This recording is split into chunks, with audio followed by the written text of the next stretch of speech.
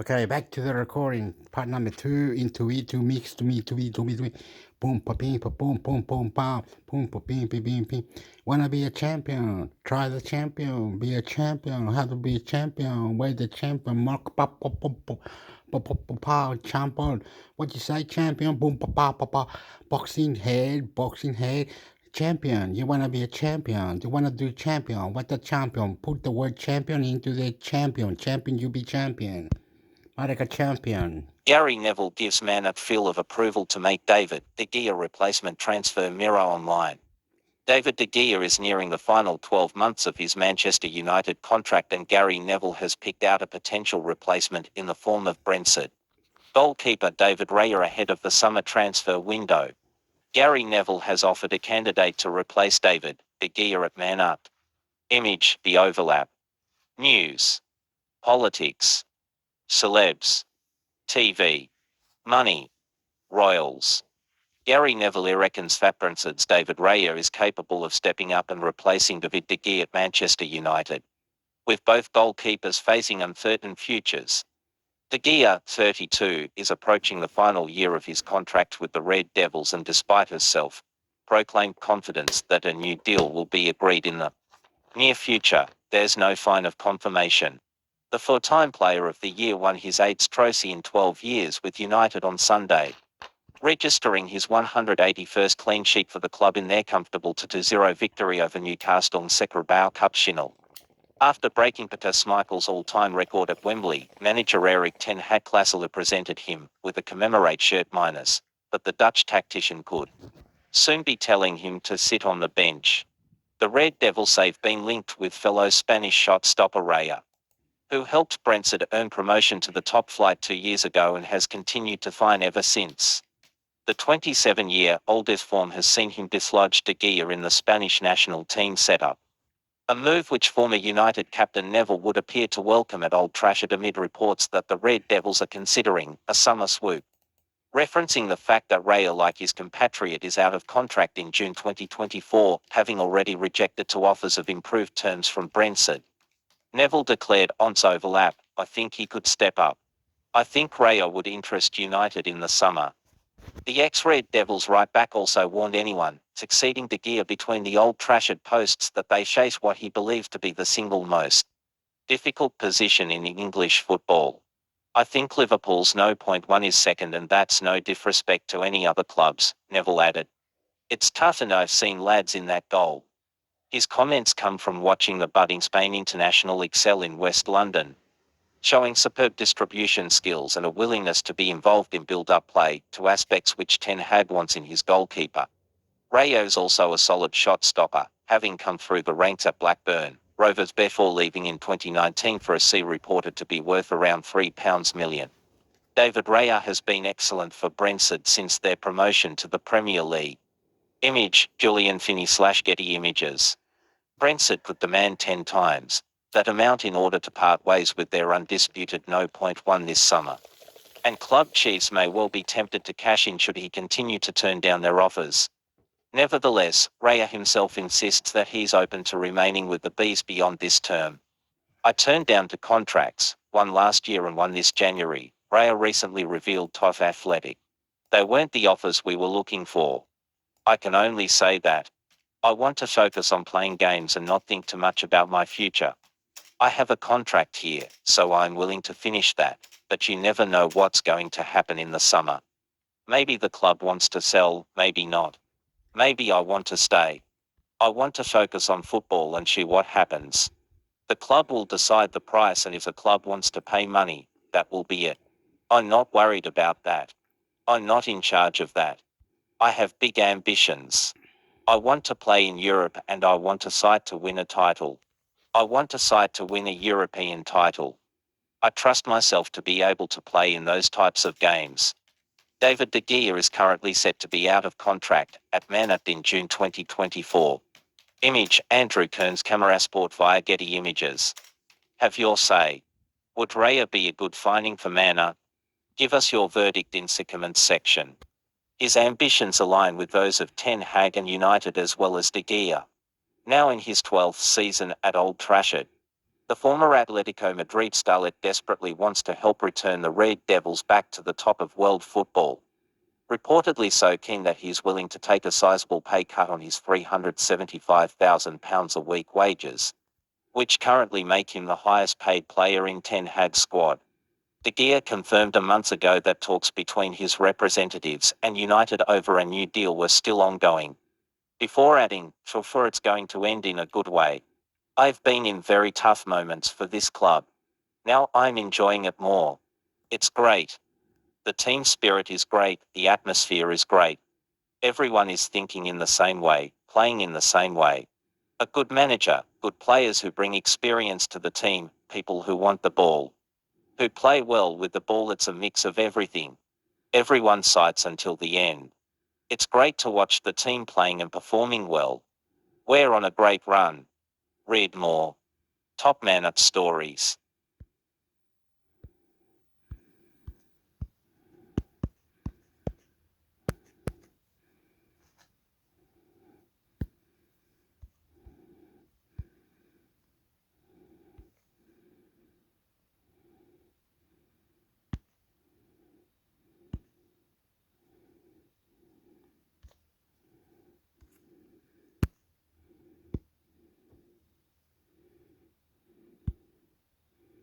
Bukayo Saka finally makes decision on Arsenal future amid Liverpool transfer interest. Mirror Online.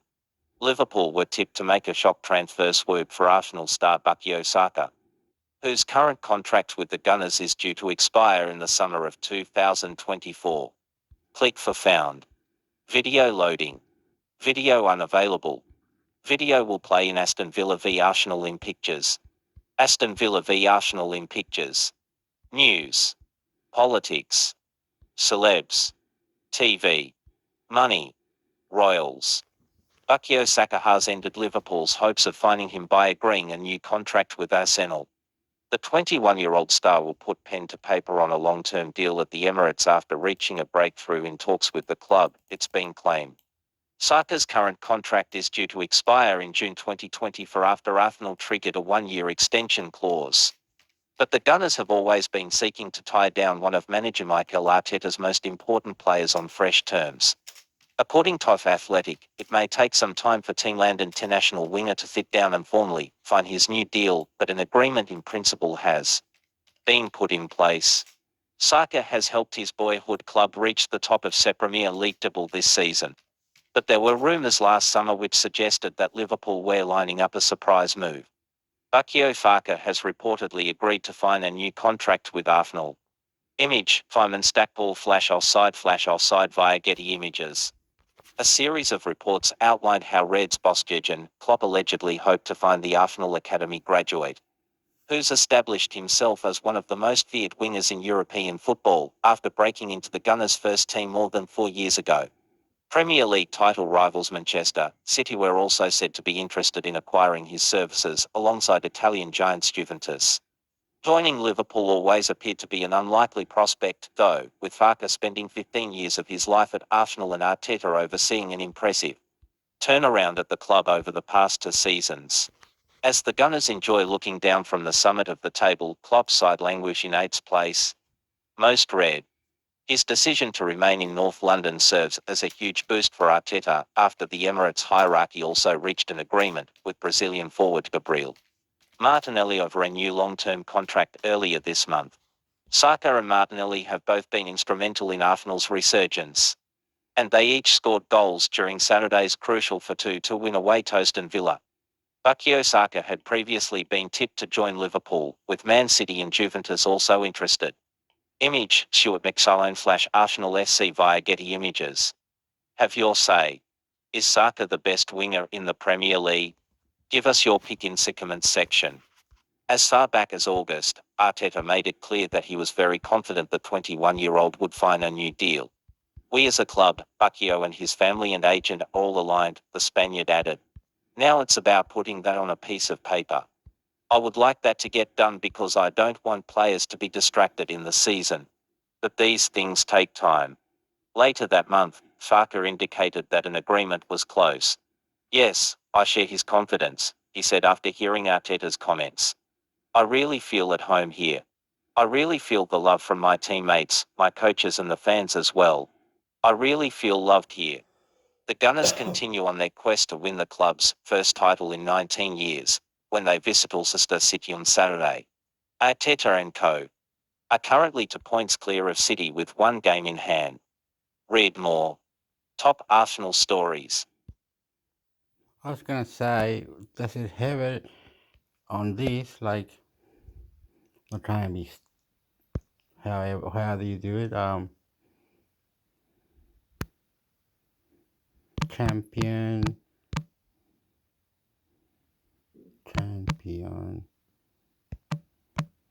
League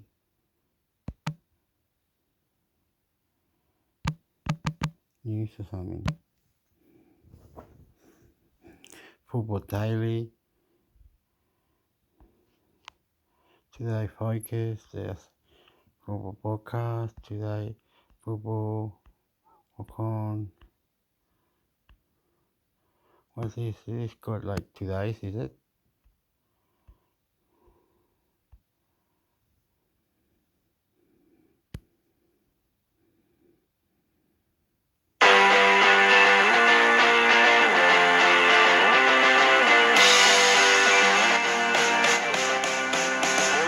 See, this is good shit, man. It's good shit, man. It's God, mate. It's God, good shit. And hector found the podcast today. Anyway, I don't know how. I haven't seen it. I'm goofy. I'm new to this. Everything. I like touching things, being nice, being safe with others. Instrumenting, going up, down there, try to kill all. Look at Hector. He's sitting down now. He's way overcooked, mate. Fucked him up, mate. Gular, and the ladies say, hey, we need that, man. Do that work, boy. Fuck up. In there. Good man. Hi everyone, this is the Sky Sports Essential Football Podcast and we have... Well, in another dimension, trying something new, deep pool, in a pool, sexy and they know it, say fucking sexy and they know it, and they're fucking sexy, they control you, mate, and they love ya. Something a bit special for you today. I'm so grateful to be joined by 2 greats of the game in Neil Lennon and Matt Taylor, and for some reason, David Pratt. Them going out and playing really well. Levels, which has been really good.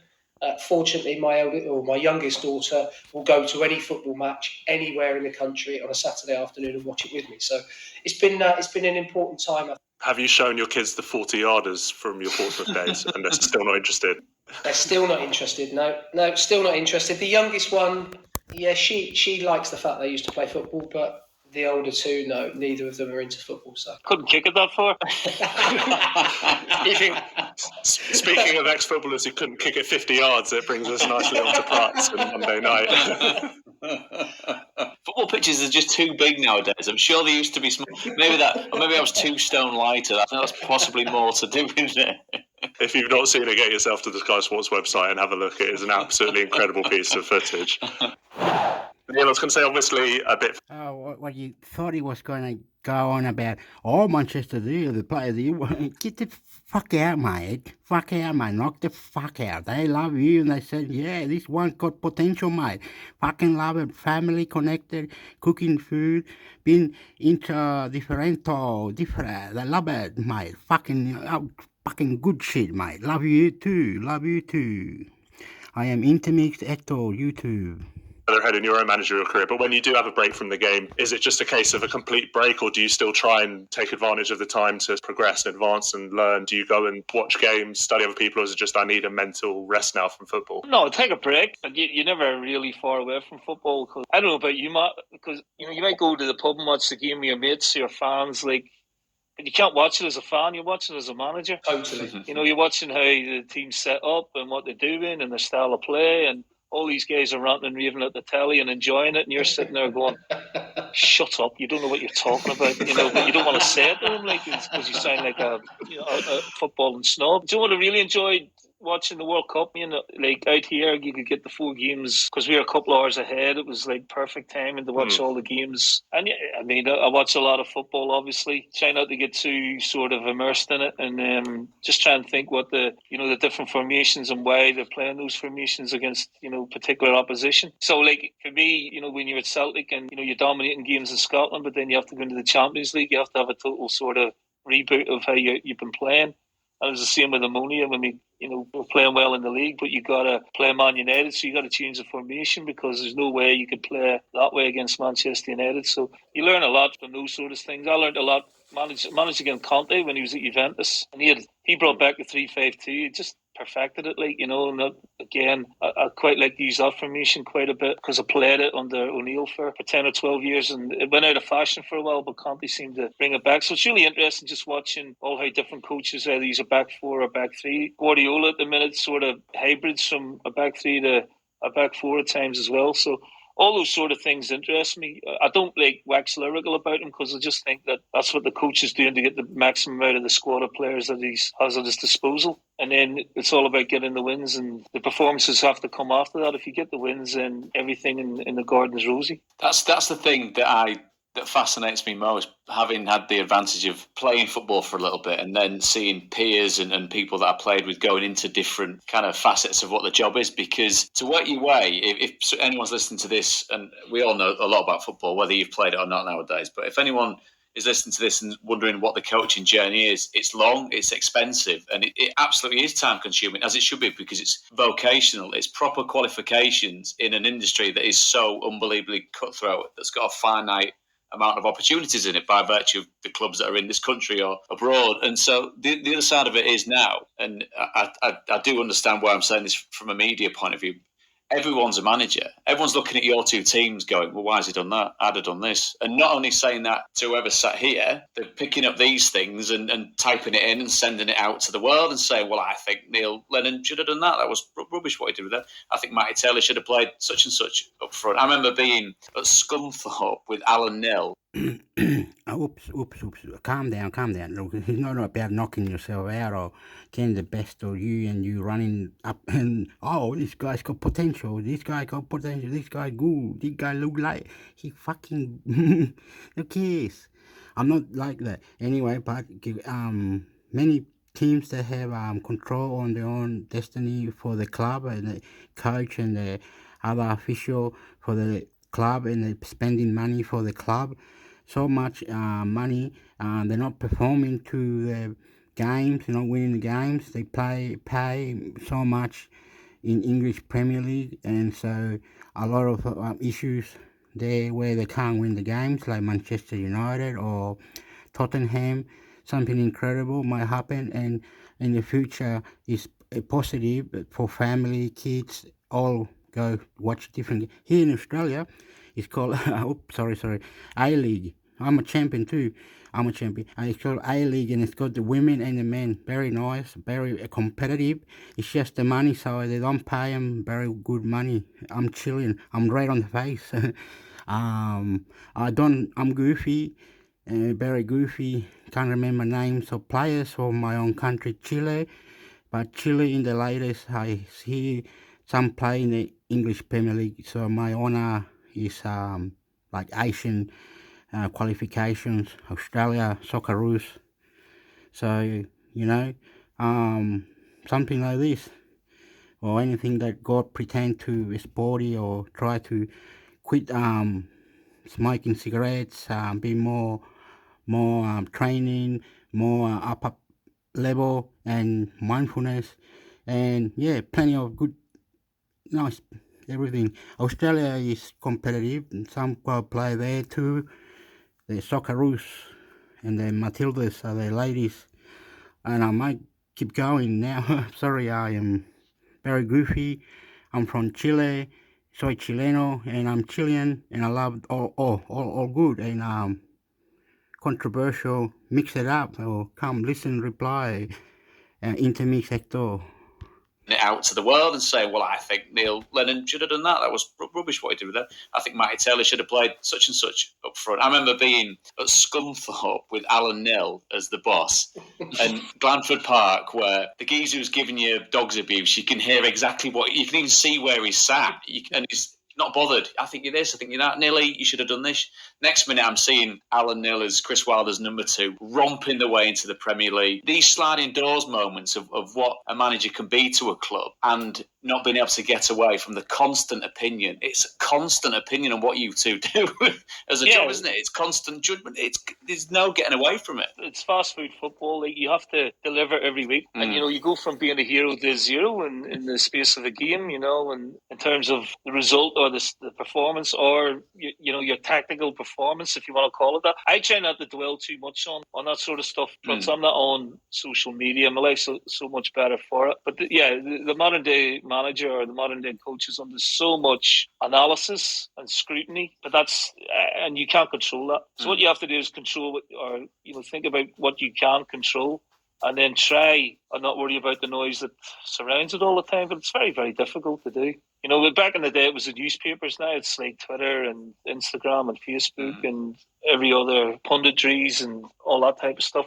I enjoy the media side of things when I'm out of the game as well, but there is that lack of fulfilment. I feel sometimes if I've had a stint in the media, I enjoy going to games, doing the co-coms, or I actually enjoy sitting in the studio with you, Prutz. You might find that hard to believe, but there is that sort of something missing, i.e. the buzz or the feeling, that satisfactory feeling you get from your team winning. I must admit, being sat with you both in the studio, you've got a great, and it reflects on the type of fellas that you are. I'd say it's probably a compassionate way of describing what you're seeing, because you both know, pointing out what's wrong is, anyone could do that. Telling us why, that's a different thing. That's the difference, and I think that's missing a lot, Prut. There's a lot of pundits out there who want to get click and they want to get likes and that type of stuff, and they do it a specific way. They almost bait managers or sort of get a rise out of them because it's great viewing for the public. I could never do that, because I respect the job, because I know I've been there. I've been on both sides of it, the successful side and the downside, as we all have, and I know how difficult that position can be sometimes.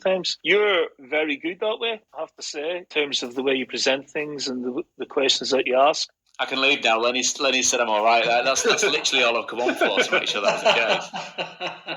I was going to say, I wish I could ask for some names here. Sadly, this is a Sky Sports podcast, not a Paddy Power podcast, so we can't get into it.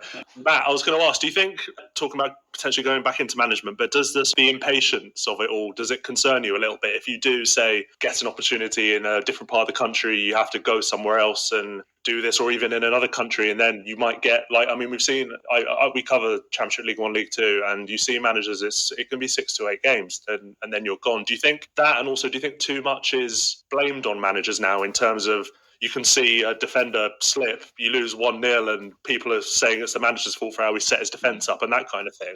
Does that worry you? If it worried you, I'd say you're in the wrong profession, first and foremost. You have to accept that is part and parcel of the job, right? And part and parcel of it is going to be that somebody who sacks you and makes the ultimate decision might not be a football person. Now, you can't do anything about that. If you're big enough to take the opportunity, then you have to be big enough to own it when it doesn't go the way that you want it to. For me, I feel as a manager or a coach that regardless of your personal feelings towards a situation, I think that you're the leader, you're in charge, you accept full responsibility for the outcome of a specific game.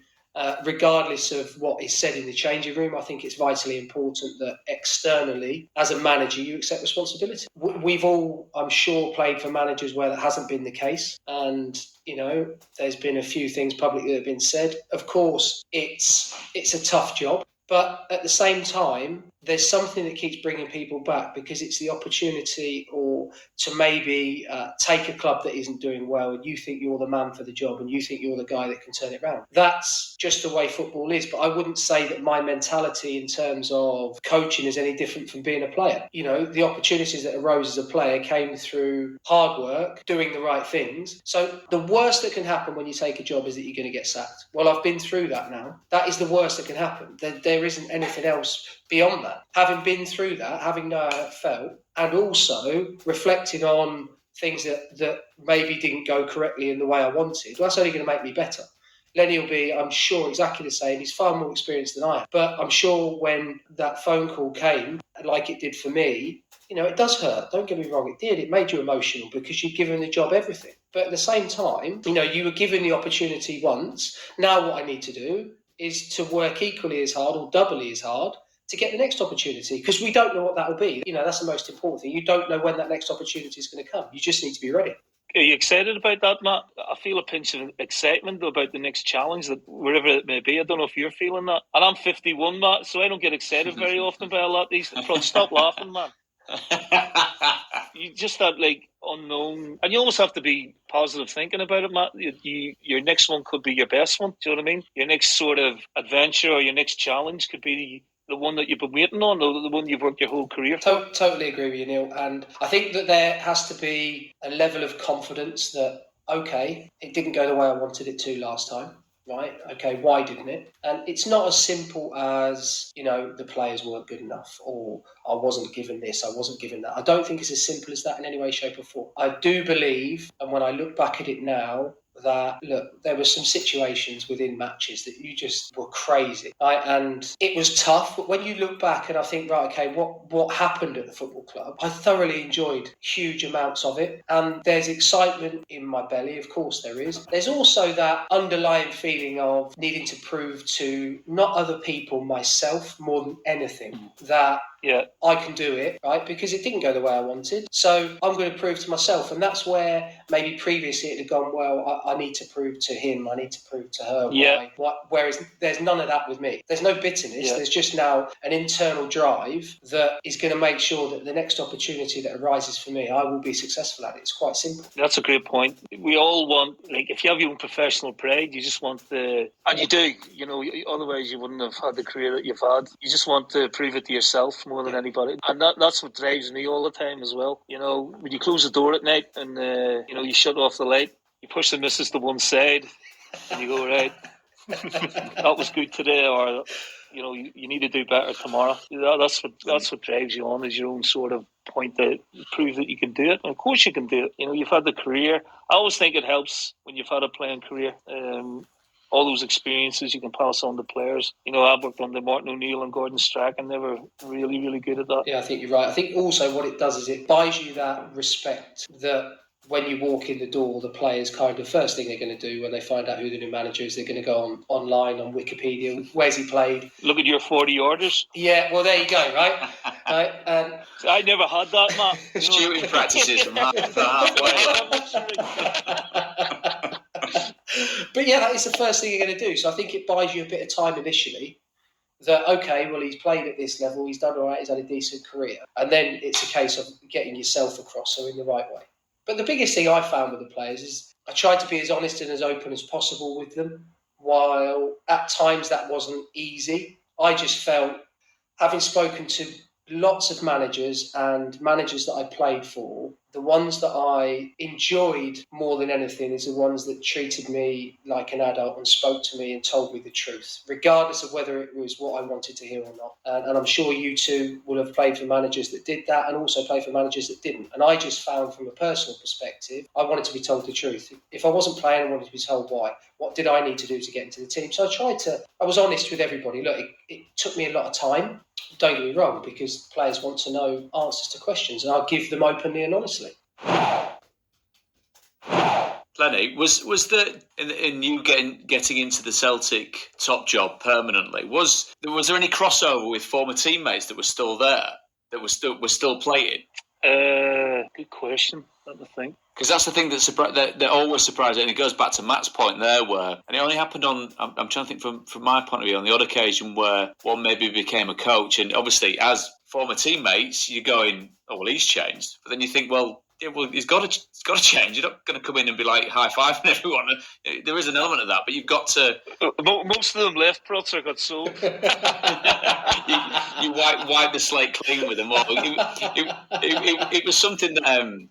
Alex Neil had said to me because obviously when he became a coach, still player coach, still very, very young man, I think very, very early 30s. And the first thing he had to get his head around was you were one of 25 looking at one pair of eyes for an answer to being one pair of eyes looking at 25 pairs of eyes, and they're all looking for you to give them something. That's. And I presume, is there part of your personality that's got to shift? Have you got to make, I don't know, big changes? What I learned, again, I hark back to O'Neill and Strachan and that. I had a year working with Gordon as a coach, but I played under him for 2 or 3 years at Celtic. And I had 10 years under O'Neill. I had to run through brick walls for him at times, but the one thing I never did, never socialised with. There was always that distance. Even player nights out or player of the year awards, he would be at the staff table, or he'd never say, "Come on, let's go out to dinner." If we'd won the League Cup or we won something in Scotland, and that was a big thing for me as well. There always has to be that distance between you and the players, because eventually you'd have to drop me, or you'd have to drop a player, and he'd go, "Oh, Lenny, we were out last week having a meal with the wives and that. How can you freaking drop me now?" So I learned that from O'Neill. There has to be that buffer. That's where your assistant manager comes in, good cop, bad cop, or your first team coach. When you go in and give them a rollicking and you walk out and then they come in and go, "Listen, he didn't mean that, honestly, he thinks you're brilliant, blah, blah, blah." That's what they were brilliant at. So I learned a lot about that as part of man managing rather than anything on the tactical side. He was a brilliant man manager. He worked with one of the best in Clough for a long time. So you can imagine the stories that he had about Clough and how hard he could be, Clough, and how brilliant he could be. Well, Martin was exactly the same. He would make you feel brilliant one day and make you feel about that big the next day. So, but there was always that professional respect. I learned a lot from him about managing, certainly the psychological side of it. Matt, what about you? Obviously, Neil's talked a lot about Martin O'Neill. For you personally, you played under so many managers in your career. Who inspired you? Is there anyone you still speak to in that regard? Yes, yeah. So still, it's quite funny actually, because even if I pick up the phone and call Sam, I'll go, "How are you, Gaffer?" Same with Harry. It's how are you, Gaffer? You all right? Same with Daishi. "How are you, Gaffer? You all right?" I think where I've been lucky is that, having predominantly British managers, it's made that process easier. The best managers that I've had, as I say, treated you with the respect that you deserve, because they got to a point where they trusted you. So they trusted you on the pitch, they trusted you off the pitch. And the conversations, I think, where football, and those three guys, I had them at different stages in my career, but I think where they were so good is they were prepared to have difficult conversations in respectful manners. And that was hugely important to me. It's like Lenny and Putch, you'd knock on the door and the gaffer would say, "Right, come in." So you'd go in, and I learned at a very early age to not go in there and say, "Why am I not playing?"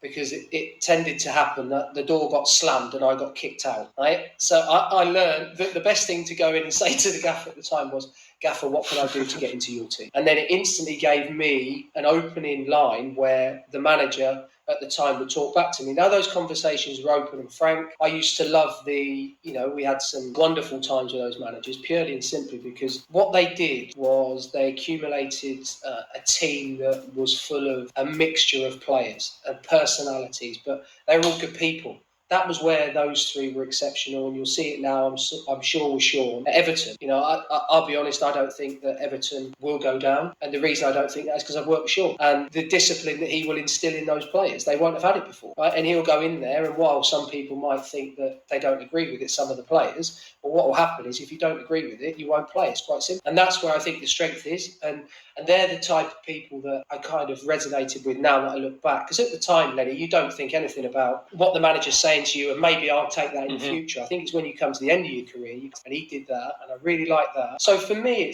you've got to be yourself, 100%. But the managers, Sam was a brilliant one for me. He was fantastic. I remember him pulling me in the office one day, and this is a true story. And he said to me, "You wanted to see me, Gaffer?" And he went, "Yeah, sit down there, son." So I'm right, okay. And I'd have been 32, 33. And he said to me, "You run too much, you do."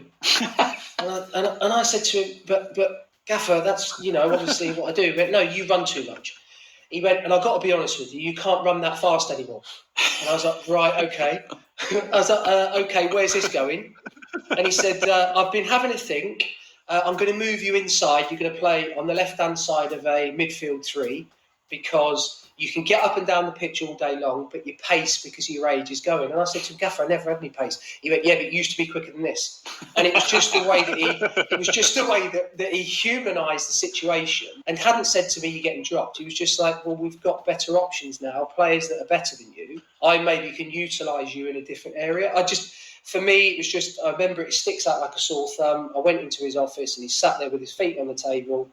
But he made that conversation so much easier than probably I think other managers would have, because he just spoke to me as if to say, and bear in mind, he was basically telling me, I don't think you're good enough to play in that position anymore that I signed you for a year ago, because I don't think you can run as fast, right? But he did it in such a manner that I went out of there thinking, oh my God, I'm a centre midfielder now. The gaffer thinks I'm a centre midfielder. And it was just a bizarre but a wonderful sort of way to manage a situation. I think that's just my management again, Matt. I think he's brilliant at it, Sam. And you work with managers like Sam and Harry Redknapp. What they had was longevity in the game, and they had it for a reason, because they were absolutely brilliant at what they did.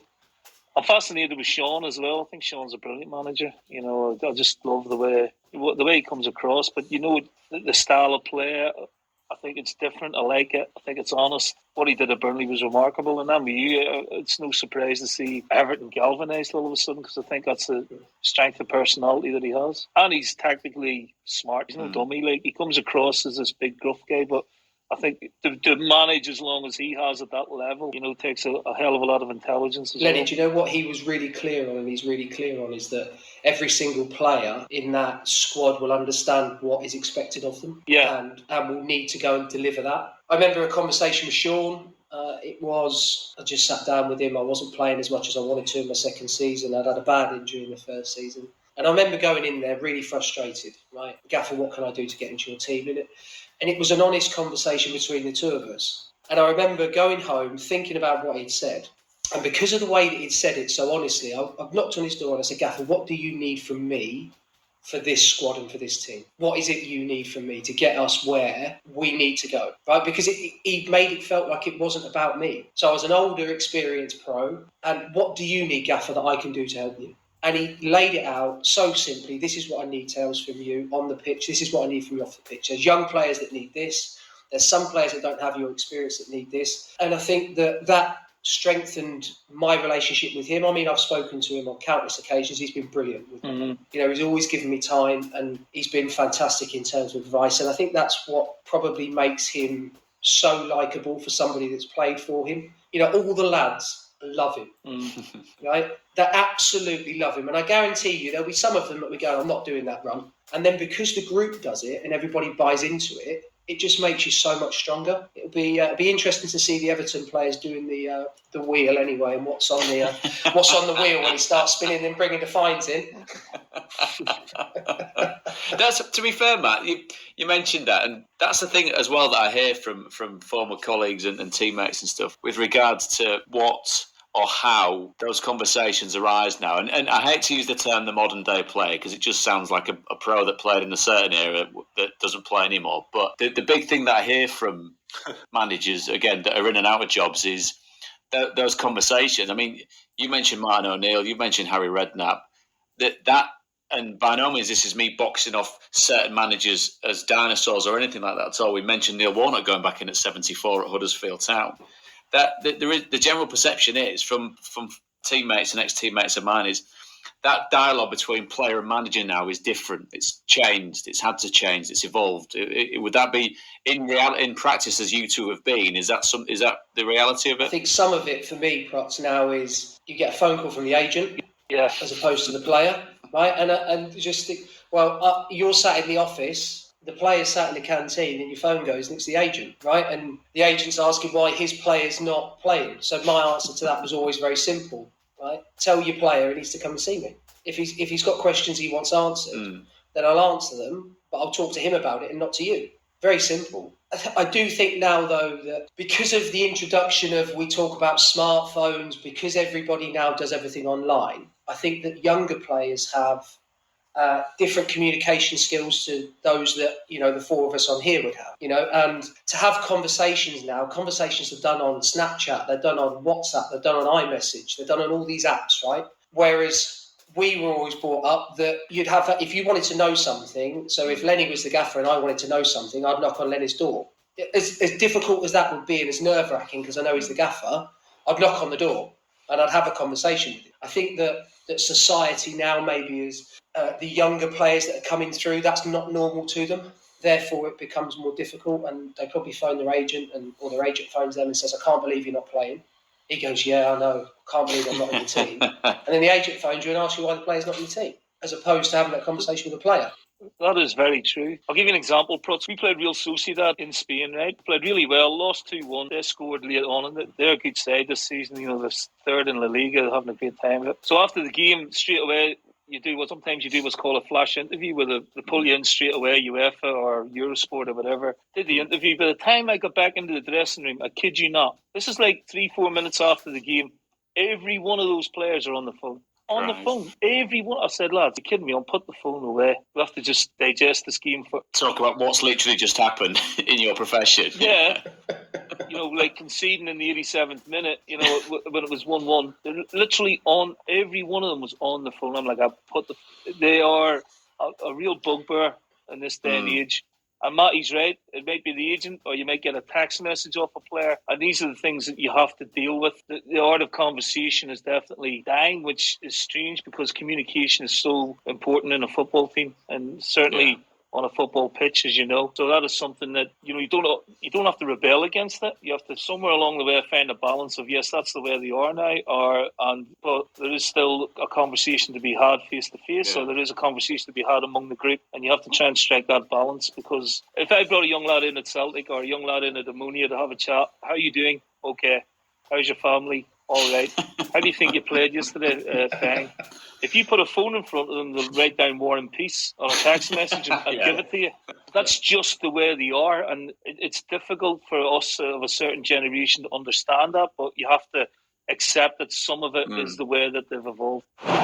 Let's talk about hopes going forward now. We'll start with you, Neil. Where do you want to get back in now? Where are you looking at? Obviously, you're having a great time in Cyprus at the moment. I want to come back to the UK now. I've had my little sort of experience and culture. I'm coming back to the UK in April, and then I'll start, looking for work again. I know it's not a guarantee. There's so much competition out there for jobs, and you only have to look at, when a job does come up, the chairman or the sporting director will go, "We've had hundreds of applicants for the job." It's because of the Premier League and the Championship on its doorstep. You get coaches from all over Europe wanting to play their trade in England. So it's far more competitive than it used to be. So it's not a guarantee, but that's the main ambition, is to come back and to work again in the UK. And obviously with you, Matt, as well, similar sort of ambition. You want to try and get another job in the Football League, or are you looking elsewhere? Or Of course, yeah. I had a period of time where, I probably wasn't in the right frame of mind to jump straight back in, if that makes sense. But now when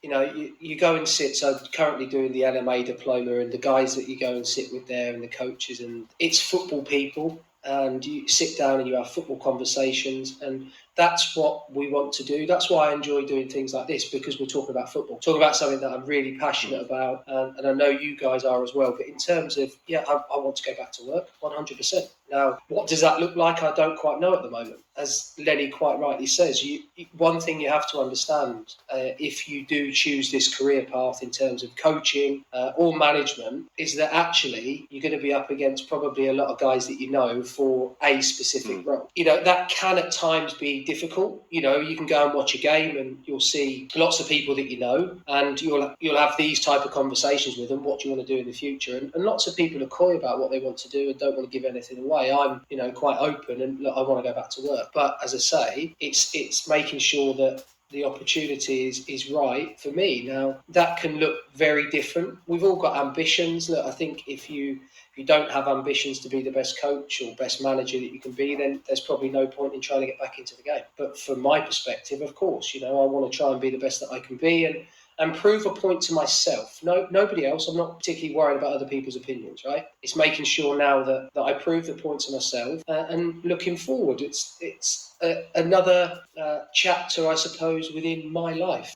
Let's finish up on a high. Matt, let's ask you, what is your managerial highlight of your career so far, if you had to pick out one? You can talk about Walsall or somewhere else you were coaching. Look, one of the things that that we did at Walsall was we went to our local rivals and won, and we probably shouldn't have. We went to Port Vale and we won. That was a great evening for us to go away from home and win, and like 2,500 Walsall fans to go there. We were only getting sort of 6,500, 7,000 at home. So for us to go and do that was a really sort of fantastic experience. I'll tell you the other thing that I've taken a lot of credit from is players at Spurs making their debuts that I coached and that you helped along their journey. That's been something that I've taken a huge amount of personal pride to play a small part in their journey and to see them going on and playing so well. The lads at Spurs don't know this, but there's quite a few out on loan. I'll go and watch their games. Not for any reason to feed back anything to anybody, just for my own personal sort of interest in how are they doing, right? How are they doing? How are they playing? I've found that part of it really good. But in terms of a highlight, I would say that our first win at home was fantastic. In terms of we started the season okay, but after 4 or 5 games we hadn't won. We'd drawn 2, I think, and lost 2. So to get that first win was important. But I don't think I've had my biggest high yet, and that's where my mindset is. If I'm brutally honest with you, Simeon, is that I've experienced some nice things within being a head coach or being an academy coach, but I'm hopeful that the highs will be better than those that I've experienced in the future. And Neil, same question to you. Managerial highlights so far? When I bring up my managerial highlight, I want to ask Prutz a question afterwards, Simeon, okay? Absolutely, yeah. So my managerial highlight would have been beating Barcelona in the Champions League. I had a feeling you were going to say that. It was. I watched them in 2011, beating Man United at Wembley, and it was the best team performance I'd ever witnessed. And Man United were a brilliant team. They'd Rooney and Carrick, and they'd won the Champions League in 2008. But this team, Guardiola brought together, just dismantled them 3-1 at Wembley, and it's the best football I'd ever seen. So to draw them in the Champions League a year later, quite daunting. And I went to watch them a week before. Prutz were playing Deportivo La Coruña, and they were 3-0 up after 12 minutes. And I turned around to my assistant and said, "I think we're in trouble here." And the game ended up 5-4. And Coruña's goals were a penalty, a free kick, a corner, and an own goal. So you're thinking set players, you got to try and work a set play. There was zonal, and the Jordi Alba back post. Jordi Alba, he's about 5'3", so we just thought, hang it up at the back post. Hang it up at the back post. If we get a corner in the game, right, if we get that far up the pitch against them. And what you needed to do, in that instant, you needed to score first, so it'll give you something to hold on to. So we scored from a set play, but you see the next 20, 25 minutes, it must be like sitting ringside watching Muhammad Ali or, behind the rope watching Tiger Woods in his pomp. I'm watching Messi, Xavi, Iniesta angry, and for the next 20 minutes they played football football I'd never seen. But we ended up winning the game 2-1. It was the 125th anniversary of Celtic, so you can imagine the scenes during the game, after the game. It was absolutely incredible. Absolutely incredible. So the question I have for you, Prutz, and Matty, I've never experienced this, Matty. You obviously have. Prutz, has a manager ever said to you, "You run too much"? Because no one ever said to me, Matt. Never. Mine was always, "Can you stop kicking it out of play, but keep running around because that's all you're good at." I think that would be a perfect place to leave it. Chaps, it's been an absolute pleasure. Neil, Matt, thank you so much for joining me. I hope you've enjoyed yourselves as well. Thank you. Can't wait to see your next steps. Neil, enjoy the rest of your time in Cyprus. Matt, whatever you do next, we'll be here watching. Best of luck with everything, both of you. Thank you so much for listening as well, and bye for now.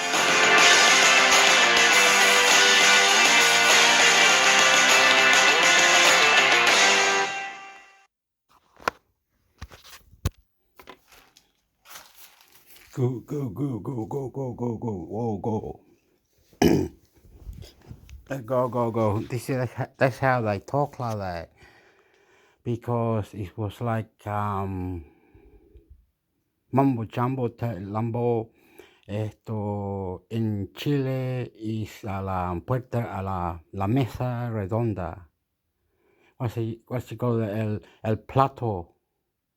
La familia cocina la comida y otra persona pone el plato. Another person will put the plate.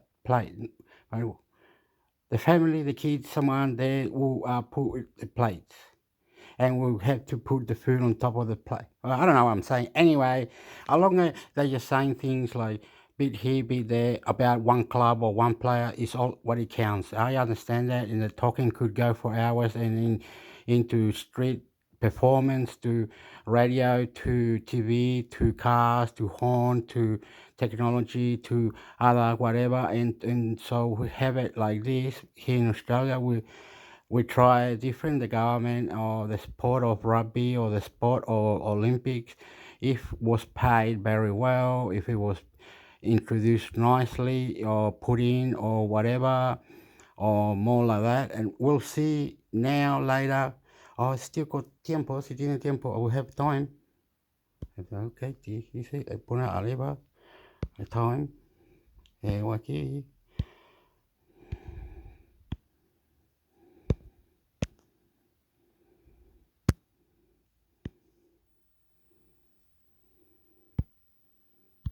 Chilean circus has fought LGBTQ discrimination for 54 years. App News. Santiago, Chile. Up the transformation begins as night falls on this semi-desert esplanade on the outskirts of Chile's capital, with Archero, Alejandro and Ring applying makeup and donning wigs, feathers and sequins to become Veronica Power Alexandra and the Crazy Perth Woman. The characters are classics of the Timoteo Circus, a show that has fought prejudice and discrimination against Chile's LGBTQ community for more than a half century, even through a military dictatorship, in a country known for its devout Catholicism. Alexandra, played by 65-year-old Alejandro Paves, recalled life for the performers under the regime of Gen. Augusto Pinochet, which governed the South American country from 1973 to 1990. It was terrible to work under the dictatorship. There was a lot of hatred for gays in Chile at that time, Paves told the Associated Press, recalling the number of times he had been arrested, insulted and mistreated. The police would arrive and take us prisoner, and if they found you dressed as a woman they would give you a sodomy charge, which would mark you for the rest of your life, Paves said. The owners had to hide us. Although it is called a circus, it is more of a sexual diversity show with humor, song and dance under a big top, and has 30 employees. At its peaks it had up to 70. The Timoteo Circus is one of the best known of Chile's 120 circuses. All Chileans know Circo Timoteo, it's like an institution, said Stefano Rubio, a conductor and administrative manager of the circus. The show began in 1968 when one of the circus female dancers was absent for a performance. Its founder, Ring Valdez, had one of the male performers dress as a woman and replace her on stage. The performance was so popular the dancer did 5 curtain calls to receive applause. The Transformation Circus was born and has been committed to sexual diversity ever since. Achiro Pina, who plays the Crazy Perth Lady, said that during the dictatorship, the performers used to receive kicks and blows for their appearance. And the idea of carrying a purse in her act was to use in self-defense. Pioneering Chile circus champions sexual diversity. The Timoteo Circus has fought prejudice and discrimination against Chile's LGBTQ community for more than half a century, even through a dictatorship. In a country known for its Roman Catholicism. March 1 app video flash Alexandra Plaza. 0 seconds of 1 minute, 34 seconds. Paves, who comes from a family with a strong military and religious tradition, hid his sexual identity from his family until a television program revealed what he did. His family eventually accepted him, but he says there always was the same of having a gay son, uncle or cousin. Now, he cannot see himself having any other job than the Timoteo Circus, and that when he dies he wants his funeral to be held under the circus big top. Today I work with more security, they accept me more and the public understands the message better, he said.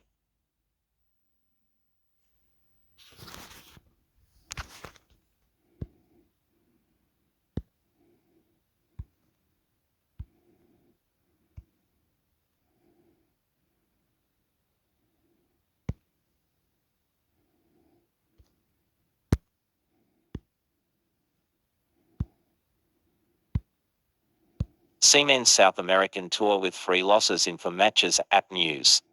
Santiago, Chile. Up former No3 ranked and 2020 US Open champion Dominic Thiem has continued to struggle on clay courts in South America as he works his way back from right wrist and abdominal injuries.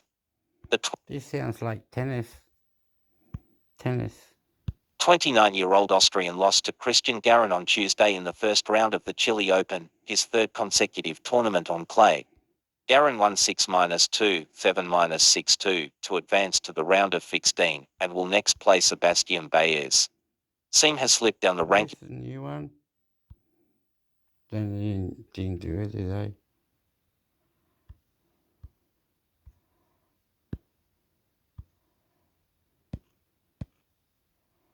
Let's try another one. What do they have? Something like.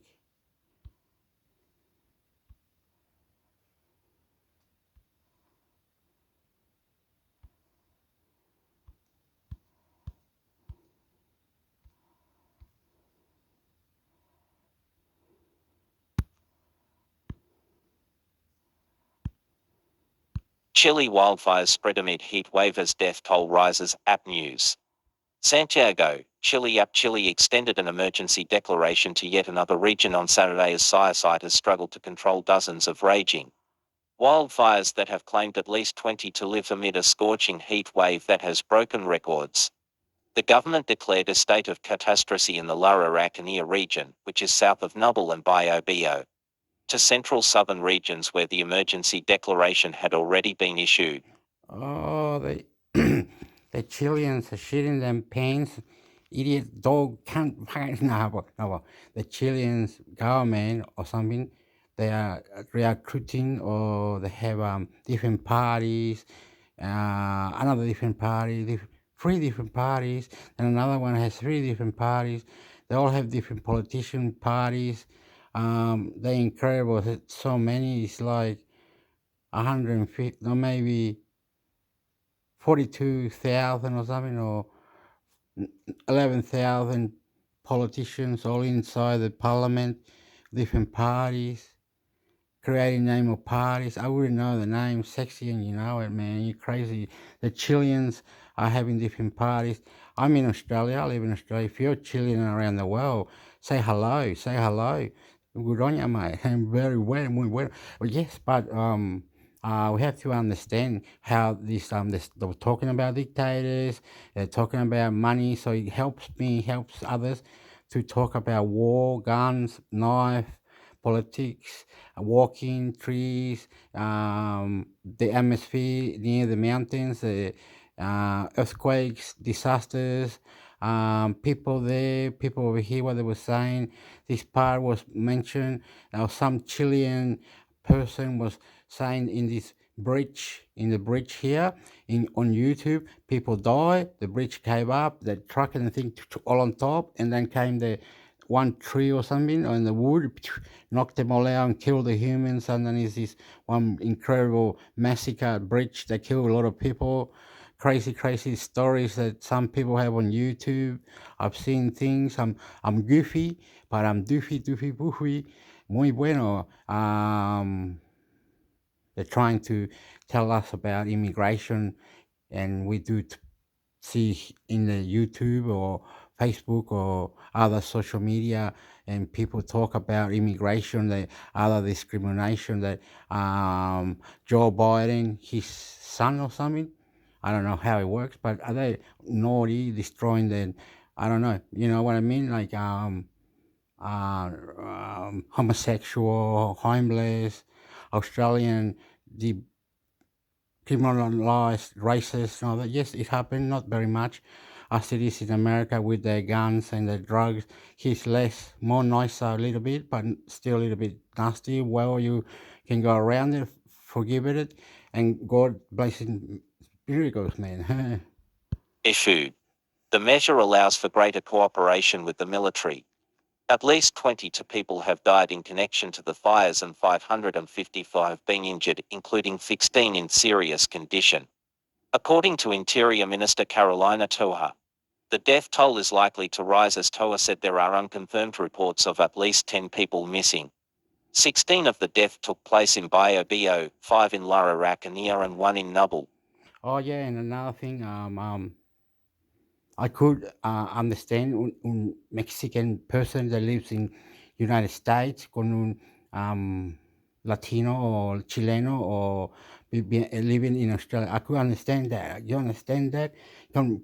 I completely understand, but I don't know the political business.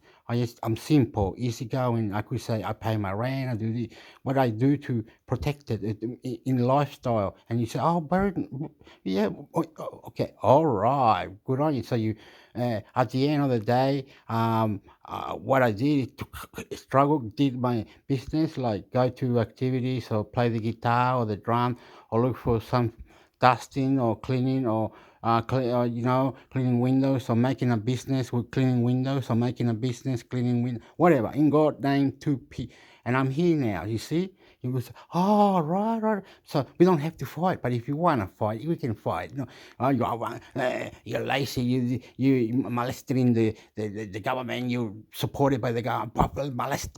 You want to fight? Let's fight, man. I don't give a fuck. But I am more nicer to introduce you to this atmosphere up the top. At the top, look, move your shoulders up and eyes looking up, and nice people. Poof, they might even want to punch and have sex with you. Punch her and have sex with you. Rock Mike Tyson. Rock Mike Tyson. Rock Mike Tyson's going rattle, breaker. See, very nice. And all that combined to whatever you put in to understand. Don't know about visa and news. I'm goofy. I'm just trying. But I live in Australia, and anyone around the world should understand that I know that what I'm saying, and it's important to me.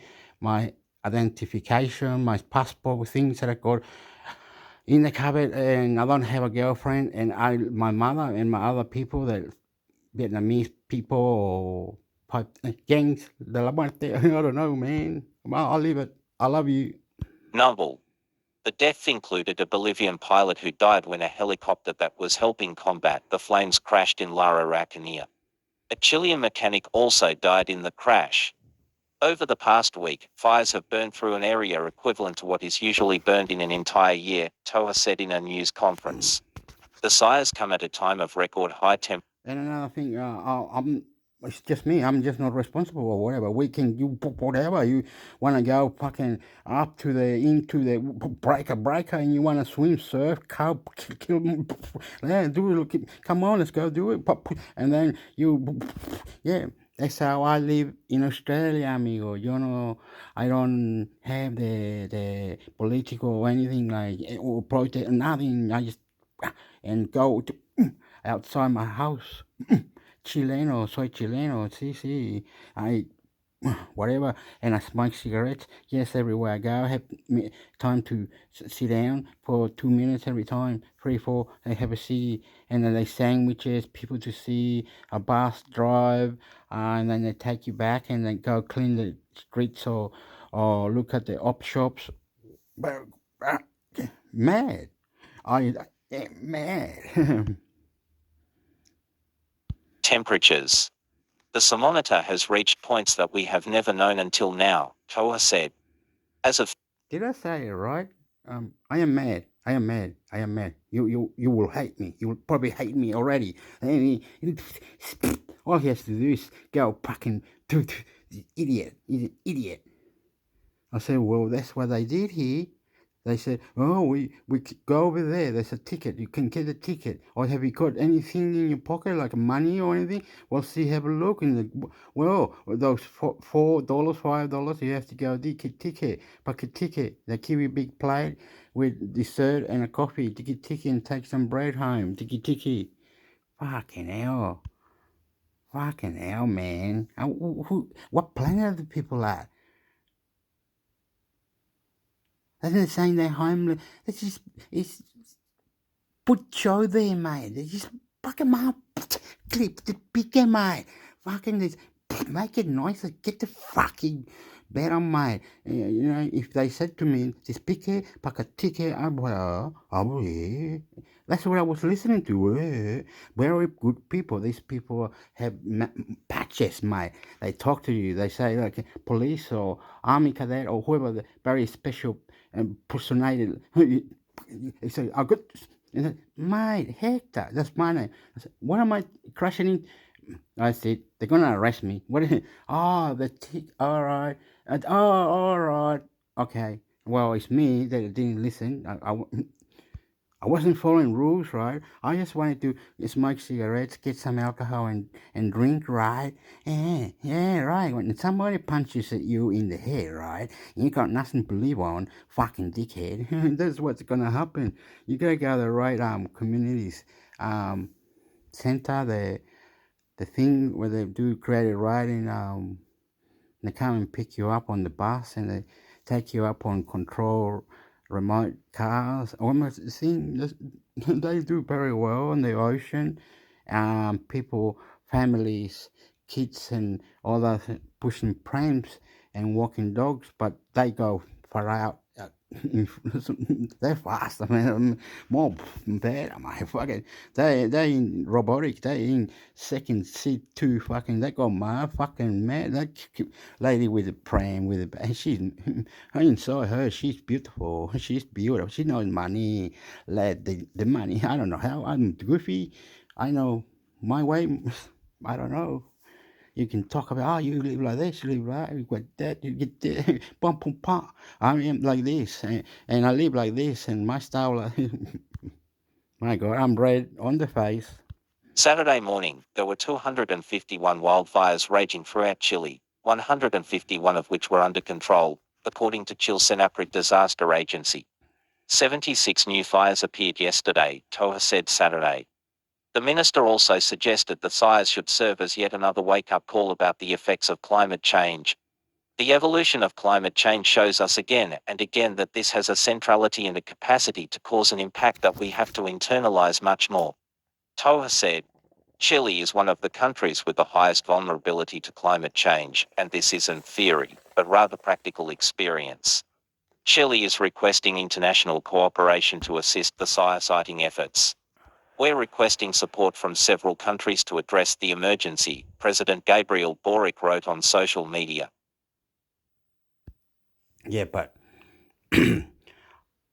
I would say about fire, because I don't know, I wasn't there or I didn't see this.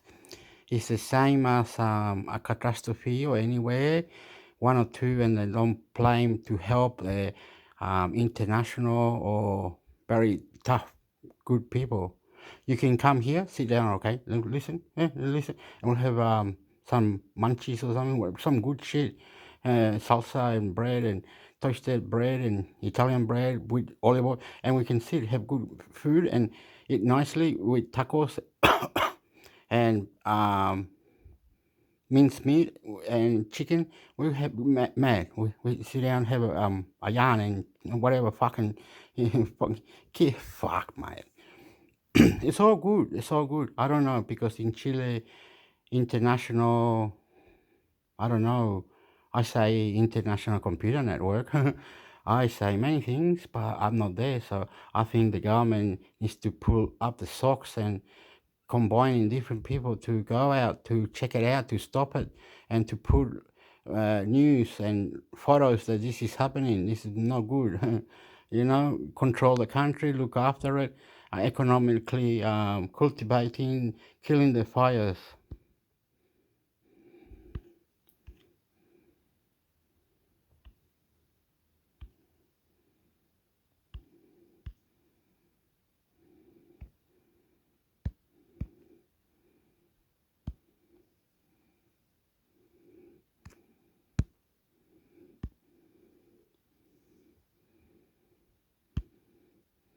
Chile's parties to retry replacing dictatorship constitution app news.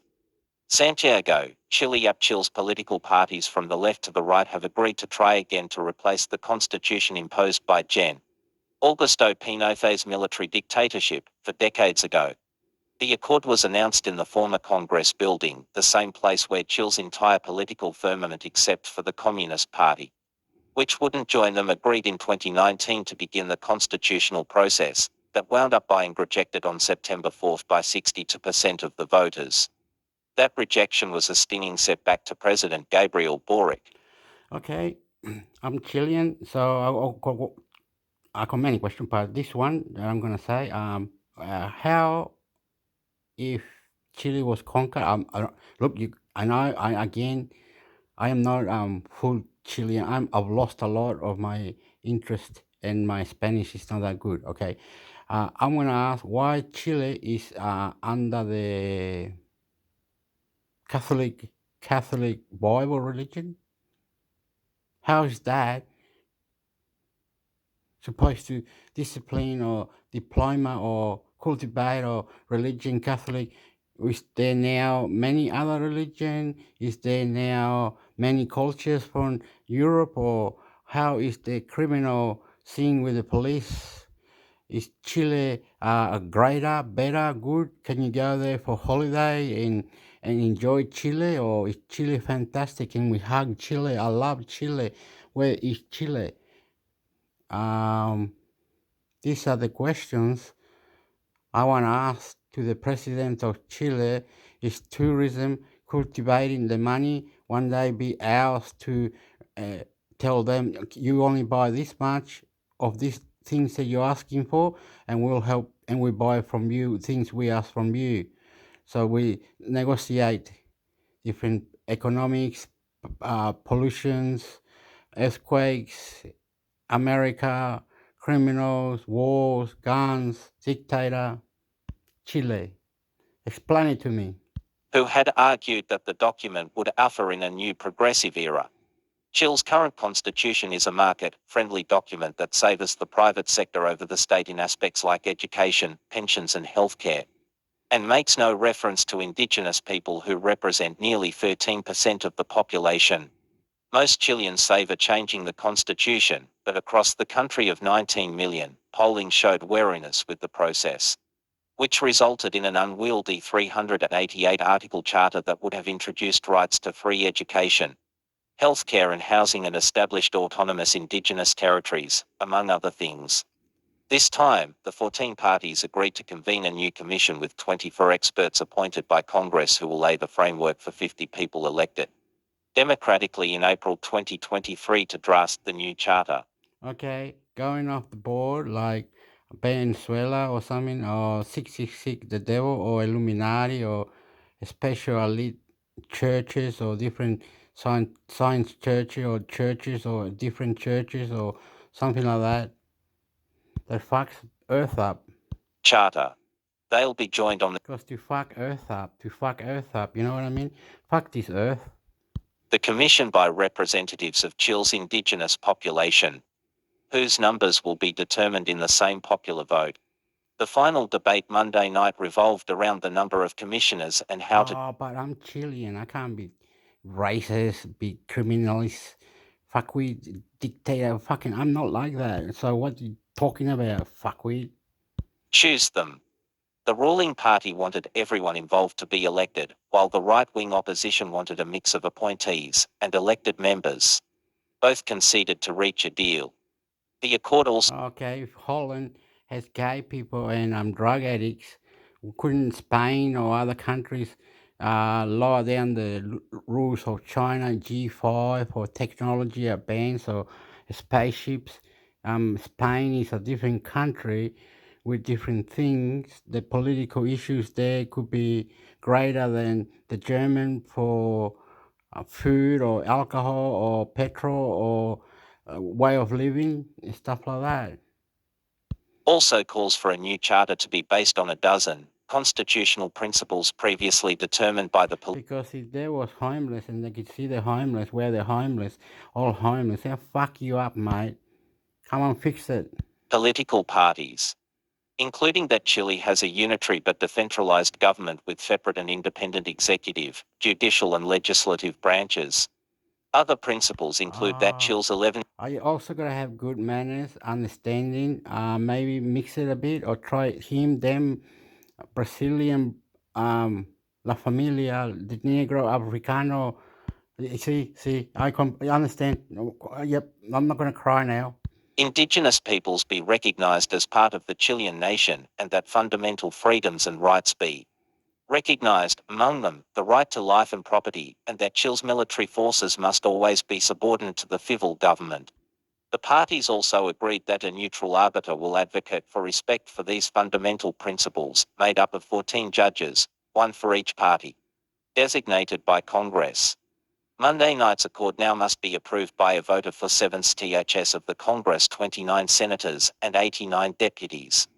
The members will then have 5 months to draft a new charter, which must be approved or rejected in an obligatory nationwide vote late next year.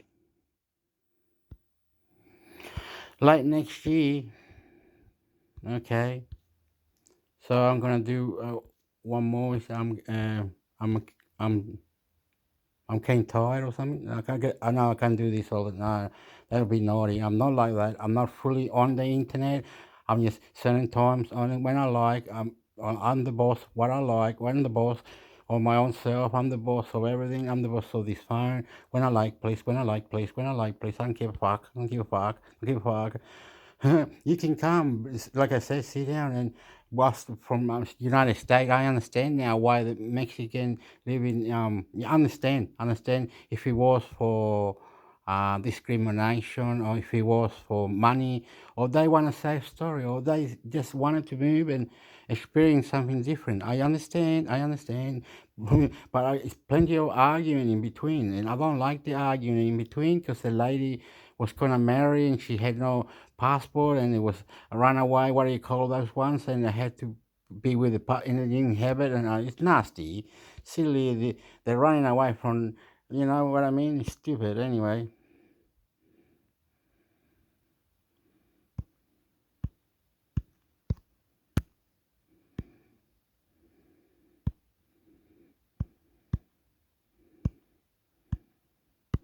What's they not doing it? Oh yeah. Today in history, October 13th, Chilean miners rescued. App News. Today is Thursday, October 13th, the 286th day of 2022. There are 79 days left in the year. Today's highlight in history. On October 13, 2010, rescuers in Chile using a missile-like escape capsule pulled 33 men one by one to fresh air and freedom 69 days after they were trapped in a collapsed mine a half-mile underground.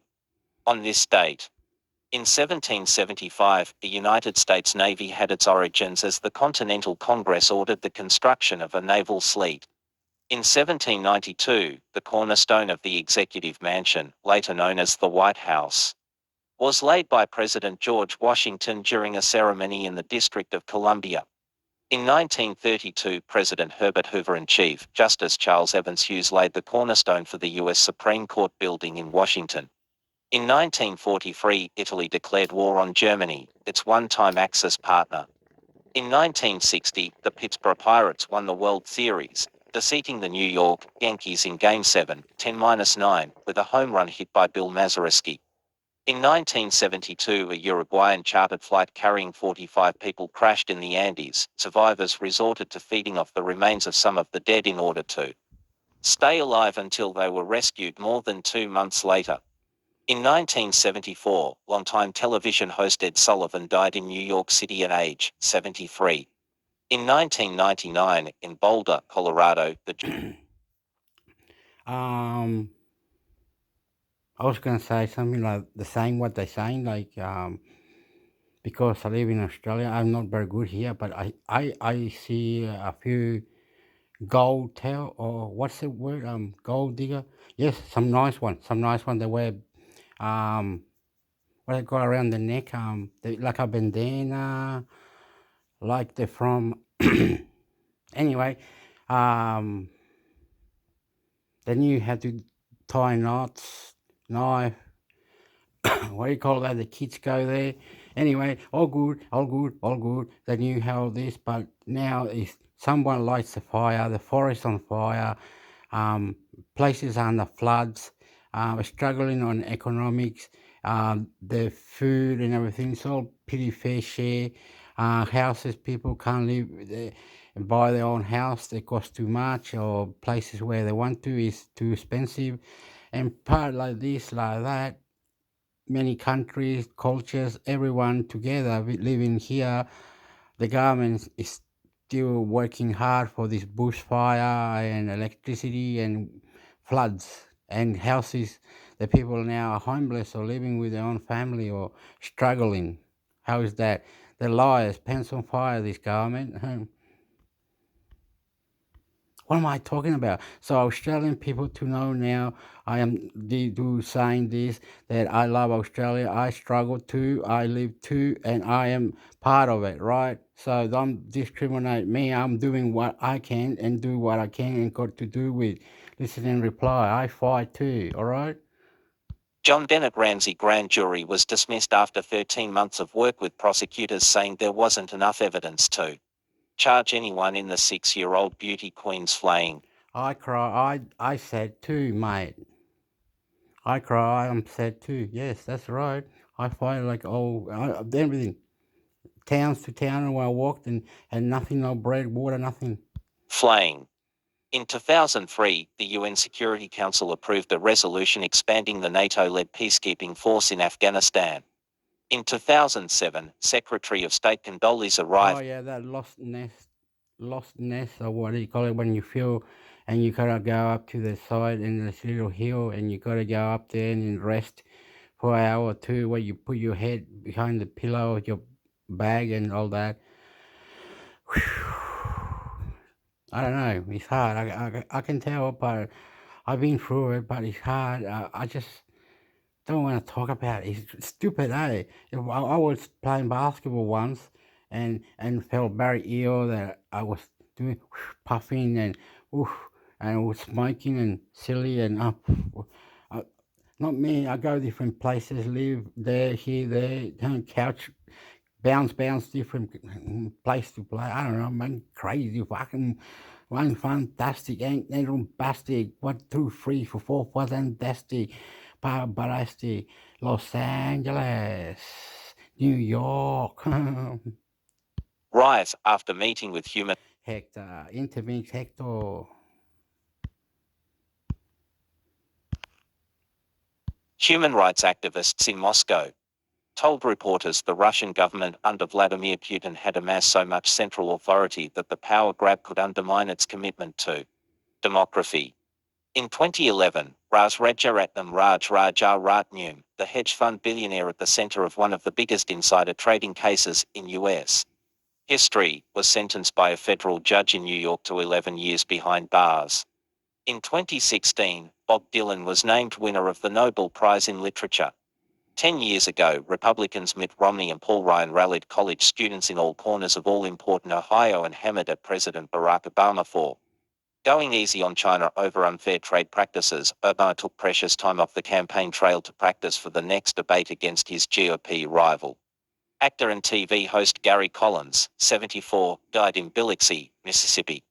5 years ago, President Donald Trump accused Iran of violating the 2015 nuclear accord, but did not pull the U.S. out of the deal or reimpose nuclear sanctions. Trump would pull the U.S. out of the deal the following May and restore harsh sanctions. Attorneys general in nearly 20 states filed a lawsuit against the Trump administration over the decision to end a federal subsidy under the Affordable Care Act that lowered out-of-pocket medical costs for consumers with modest incomes. 1 year ago, U.S. officials said they would reopen land borders to non-essential travel starting in November, ending a 19-month freeze. The government reported that another jump in consumer prices in September sent inflation up 5.4% from where it was a year earlier. As tangled global supply lines continue to create havoc. At the age of 90, actor William Shatner, best known as Captain Kirk on Star Trek, rode into space and back aboard a ship built by Jeff Bezos' Blue Origin company, becoming the oldest person to travel in space. Today's birthdays: gospel singer Shirley Caesar is 85. Actor Melinda Dillon is 83. Singer musician Paul Feynman is 81. Musician Robert Lane Chicago is 78. Country singer Lacey J. Dalton is 76. Actor Demond Wilson is 76. Singer musician Sammy Hagar is 75. Pop singer John Sword Coley is 74. Actor John Lone is 70. Model Beverly Johnson is 70. Producer-writer Chris Carter is 66. Actor and former NBA star Reggie Shaw-Theus is 65. Sen. Maria Cantwell, B. Wash, is 64. And B. Finger Cheryl is 63. Finger Flash TV personality Marie Osmond is 63. Rock Finger Joey Belladonna is 62. NBA coach Doc Rivers is 61. Actor Tia Crystal Kimatar Kia Chrystal Kimar is 60. College and Pro Football Hall of Famer Jerry Rice is 60. Actor Christopher Judge is 58. Actor Matt Wolf is 58. Actor Reginald Ballard is 50. Okay. I just like to say something incredible so you can get the picture. Okay, here in Australia they used to have a documentary, I think, Gangs of Oz type of criminal show business, and many crazy people like moderate ladies like did this, and as long as they're having fun, they enjoyed it, and many they say the people, ladies, and were watching it heaps, and was the DVD was called Gangs of Oz. I remember I had one or two in my computer. I'm not that good, and those people live fantastically. You go, what are you on about? What is he talking about? Hector, YouTube, intermix Hector. I'm saying there's documentaries about Gangs of Oz. It's called Gangs, Gangs, Gangs of Oz, OS. And those criminal videos, they live good life, and you can see very nice people and crazy damn fucking bar. I don't know why I'm saying this, but it was called the Gangs of Oz, Gangs, Gangs of OF, Oz, OS, Gangs of Oz, Gangs of Oz, was it? 57. Actor Kate Wolf is 55. And B musician Jeff Allen Mint Condition is 54. Actor Tiffa Campbell Martin is 54. Olympic silver medal figure skater Nancy Kerrigan is 53. Country singer Red Akins is 53. Classical crossover singer Paul Potts is 52. TV personality Billy Bush is 51. Actor Fasha Baron Cohen is 51. And B Fingers Brandon and Brian Casey Jagged Edge are 47. Actor Kill Fanches is 46. Former NBA All-Star Paul Pierce is 45. DJ Vice is 44. Finger Asante Ashanti is 42. And Bifinga Lumaidi is 42. Christian rock singer John Micah Sumrall Kublis is 42. Olympic gold medal swimmer Ian Thorpe is 40. Rep Alexandria Ocasio-Cortez DNY is 33. Actor Caleb McLaughlin TV, Stranger Things, is 21. I'm supposed to say something about these people, right? Goofy me. I'm looking at. I gotta put my eye on it, and then I gotta settle. Then I gotta. Kyle Sanchez is 42. The actor Kaylee Sanchez is 46. So to me, she's an actor. Actor, you goofy. All these people, man, they might be alive, dead. Good on you, mate. Very nice. In Australia, like I said, there's a documentary, the bad ones. It was Gangs of War. There was another one in Melbourne, how, you know, one about motorbikes, one about the outback, you know, many news, there's news and heaps of stuff. Always challenging, punch in the mouth, punch in the head or something, criminal things. And people used to watch it in the old days. They used to do it. Have drinky. The ladies were moderate. They were like 32-year-old, nice, tall, sexy, and it was good. And the boys were there. The Wogs, the Slicks, the Lebanese or Syrian or Mexico, Puerto Rico, Nicaragua, Chile. But not anymore. It changed now because of the time and the atmosphere is 2023. My family, they talk loud, they listen and reply like a military man. But it's good. I like it. Whatever tickets you fancy. Don't, I ain't lie. Fucking tickets.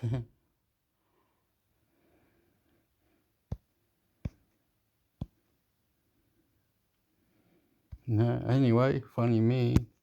What am I doing, amigo?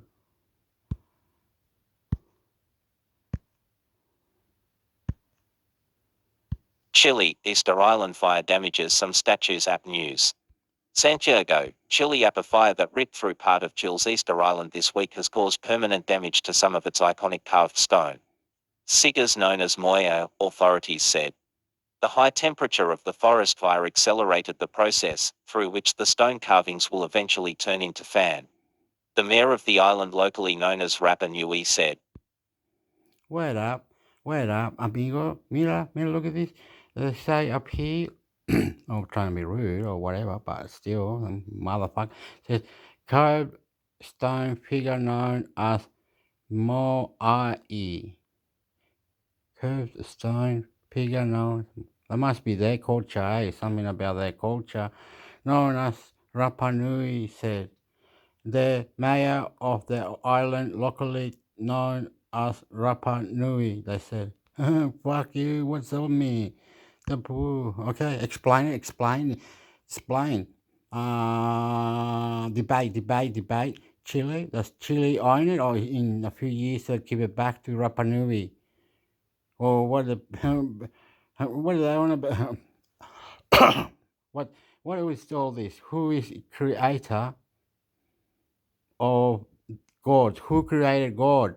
Why isn't there a name God when other countries must say, man, it's God Shiva, God this, or God that, or everything that is created, and how was it all created? Am I allowed to ask or not? Some people say, you're funny, you love Nicaragua, and you fucking terrorist. What? Oh my God. People think like that. Dirty socks in your mouth, mate. What the fuck? Oh, go on, mate. I have to punch in the head. Oh, say it all, mate. Say it all. Okay, let's turn it off now. Well, hopefully we didn't come to fight, did we? Mate, doing sport, helping yourself, mindfulness, beautiful to yourself, and doing outdoor things that interest you. You use the napkin with the blade, and then you dress up sexy, and the people like it. And I say, wow, this is competitive person, very good. Let's get him fucking doing that. I said, fuck up. That's the way it works, man. Soy chileno, hombre, de Australia. Intermix hector. said. The damage is irreparable and immeasurable as well, Mayor Pedro Edmonds Power said. The Chilean island that lies in the middle of the Pacific Ocean has some 800 mois, half of which are inside the Rano Raraku volcano. The fire this week blazed through 104 acres and particularly affected an area inside the volcano. Okay. The Chilean island that lies in the middle of the Pacific Ocean has some 800 moais. Okay, I'm not stopping it now. Volcano where there are around 100 mois. Around 20% of which have been damaged, Edmonds Power said. There are also some damaged structures outside the volcano. The high temperatures calcinate the stone of the moais, which leads it to crack, and with time it starts to collapse, Edmonds Power told a local radio station. The mayor blamed locals, who raise cows and horses in the island and regularly burn grassland. Edmonds Power accused the state of abandoning the island. The work of avoiding accidents and fires involves a prevention plan that requires resources, and that's what we don't have, he said. Oscar Huki, the local head of the National Forest Corporation, had said earlier that the island lacked firefighters.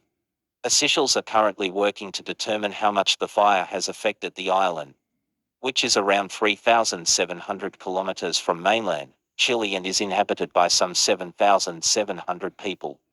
The island is known around the world for its moist stone structures that are thought to weigh around 14 tons.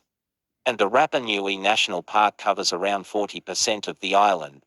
Since 2019, Easter Island is locally known as Rapa Nui Easter Island.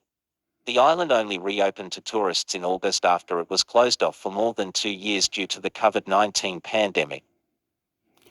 Okay, I'm gonna be a big mouth. I don't care. That's how I talk when people. Oh, I feel like saying something really strong now. Oh, I feel like pointing. But that's how I am. But anyway, Panama, Nicaragua, ellos hablan español. Yes. Okay. I like to say, do they speak Spanish there? Why is it because of the habitat, or they live very poorly, and Chile army came to protect that, to revive their culture and live it up and have a better life, or more economically and more interesting? Chile had power to support them with army and support of the country and take over us economically to prove that they will rise up with their own culture. They'll preserve and observe and regain the language and the people and the culture and the writing and the animals and 150 languages or whatever it is. We'll preserve and all love later and we'll be okay. Now we're just there until we've been told to move out by NATO or United States. Something like that. NATO or United States. That's why Chile's there, taking over Rapa Nui or them land because they economically fell down and they had to be lifted, and Chile came very fast with aids and food and other things. And this happened 100 years, 200 years, whenever it was. You know what I mean? I don't know. You could punch me in the head. You can do whatever. Just being a loudmouth. If you want me to be good manners, understanding, I've lost my front two teeth because I got into a fight one day with other stupid and he's drunk and silly. Anyway, I'm not gonna go mention boats or other places. Here the ocean is not far, but I tropically fantastic, nice lady with the titties, nice female, Hector. You're funny. Te gustan las mujeres. Oopsie daisy.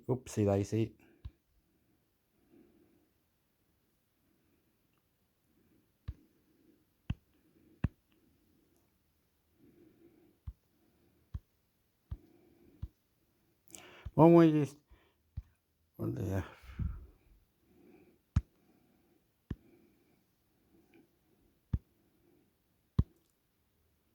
I probably was meant to tell you that Hack puts Latin American security aid. I was meant to tell you that Alex Sanchez played for Manchester United and they discredited him. Really, if you go watch his when he was playing at Manchester United, he did all right, not the best, but all right and fair enough or whatever. But still, Alex Sanchez was still doing kicking ass maneuvers, and you just tormented him and made it that he was injured and wouldn't fucking try whatever, and you just fucking disqualified. You fucked it up, mate. You killed Alex Sanchez. You Jose, what is it?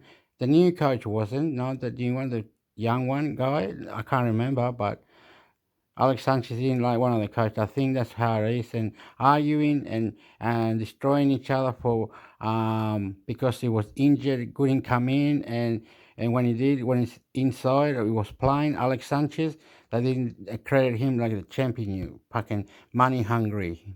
Agencies on Edge App News. Mexico City up a massive trove of emails from Mexico's Defense Department is among electronic communications taken. And I also always believe the sport. The sport. I'm from Chile. Not many my Chilean people are sporty or see sporty whatever, but I do when I see social media or places other things and I'm interested or something that combines and yeah, he's fantastic, I love you, viva Chile, mierda. Yeah, okay, what I'm trying to say is when I see something in the media and like tennis or something, I feel very proud and uplifting, outstanding. For my Chilean news that I watched, the guy was in Germany or England or Japan, whatever, and they were table tennis, badminton, and soccer, football, under 17s, 20s, I don't know. And I'm proud of that if they do. By a group of hackers from military and police agencies across several Latin American countries, Mexico's president confirmed Friday. So I am very sporty. My family is 50-50 sporty, but some was sporty more than others because of the stream of the sport. Because rugby union, if my cousin or anyone stupid play whatever, I don't know who is who now, knock you out.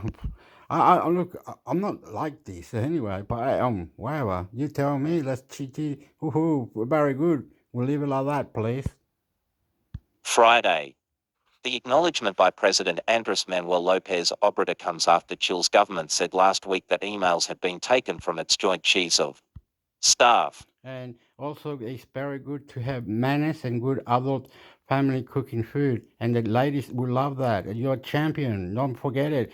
And if there was then the champion, they'll and you'll be doing things very nicely and showing them how, and then go very nicely go wherever it is to out open the atmosphere of different people on the microphone and barbecues and walks and places nicely. Staff. The Mexican president spoke at his daily news conference following a local media report. I think it was like that in Chile and other places. I wasn't very good at this, what I'm talking about, because my mother has said, "What do you do?" I said, "Mom, we're gonna walk up this little hill here." Mom, my mom, my mom was all right. Me and her could walk it, but sometimes it's not hard and it's not easy or things, you know. Anyway, we will learn. Report that the hack revealed previously unknown Anyway, don't forget, countries are different customs and tradition.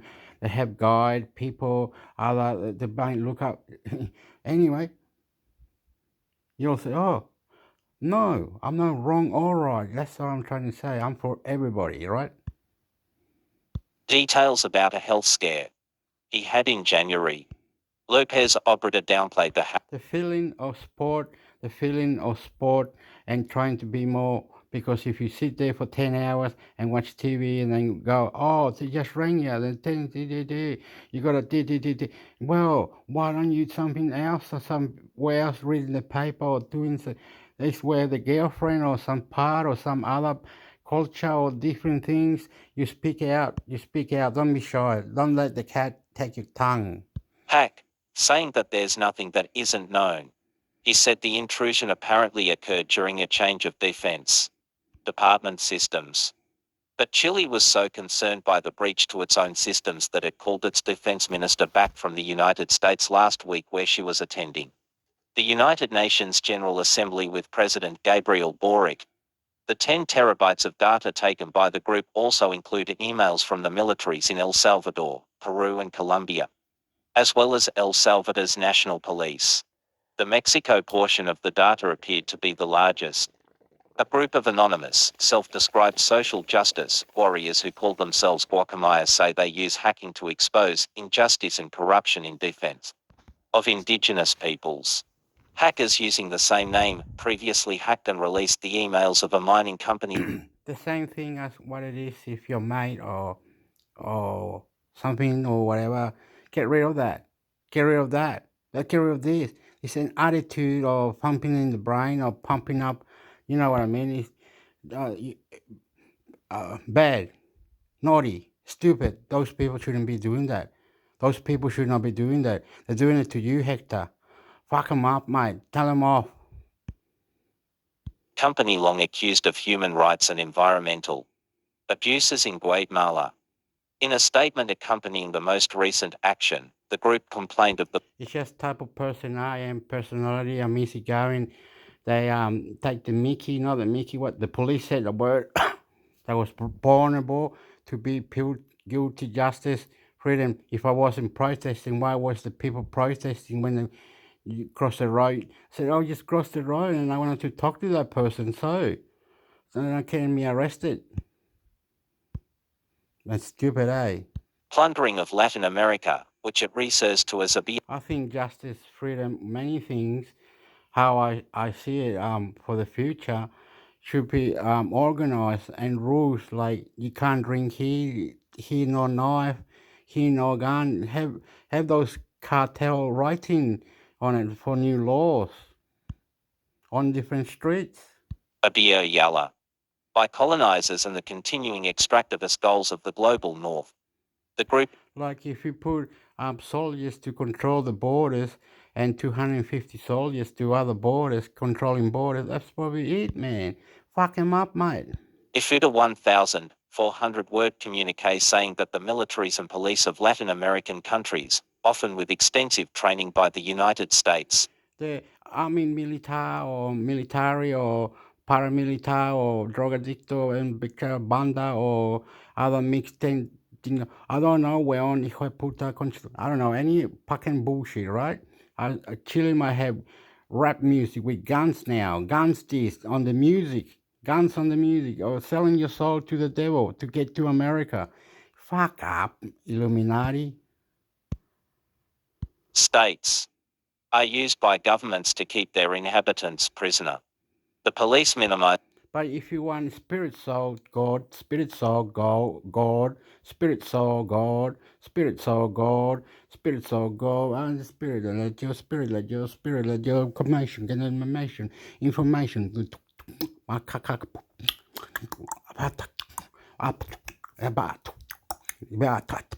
Spirit soul culture, funks, your brother, your mother, sexy sport, culture, write culture, data, touch your brain.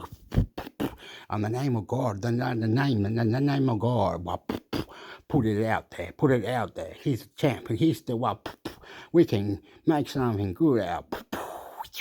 Japan in the band, went down, rap, hip saw, hall to pa, hilltop hoods, adios, Chile and Australia. Minimize the risk that the people exercise their honourable right to protest, to destroy the system that oppresses them, the group wrote. The group said it would make the documents available to journalists, but so far only a tiny portion has been reported, in part perhaps because of the sheer quantity of the data.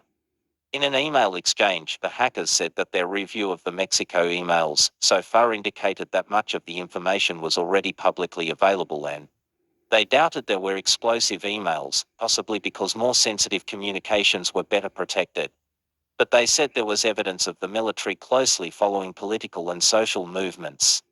They said those include relatives of 43 students who were kidnapped by local police and allegedly handed over to be killed by a drug gang in 2014, a case in which some military officers have been accused of involvement, as well as the Zapatista rebel movement that staged a 1994 uprising in southern Mexico, and groups opposed to López Obrador's current effort to build a tour.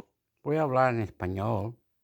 Quiero saber cómo esto de la protesta que tuvieron en Chile y otros países que tienen ahora, cómo esto revolucionario, o con la palabra que esto rompe y se va como un golpe grande para pelear una nueva sistema que ellos quieren cambiar de estas protestas, que ellos queman casas, iglesias y matan todas esas cuestiones, cómo eso de la revolución, que es malo o bueno, relaciones, cómo es la cosa. Uno no sabe, uno es cariñoso, buena persona, de todas cosas y peleador y all that.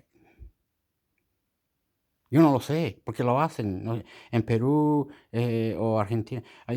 Alguien va a venir y va a decir, no, amigo, mira, lo que pasa es así, mira, ahí estaban protestando duro, fuerte, y mataron y quemaron y querían dar vuelta por los políticos, el parlamento, la moneda en Perú, se mataban y allá espantalosamente pistoleros con drogas que tuvieron problemas los criminales.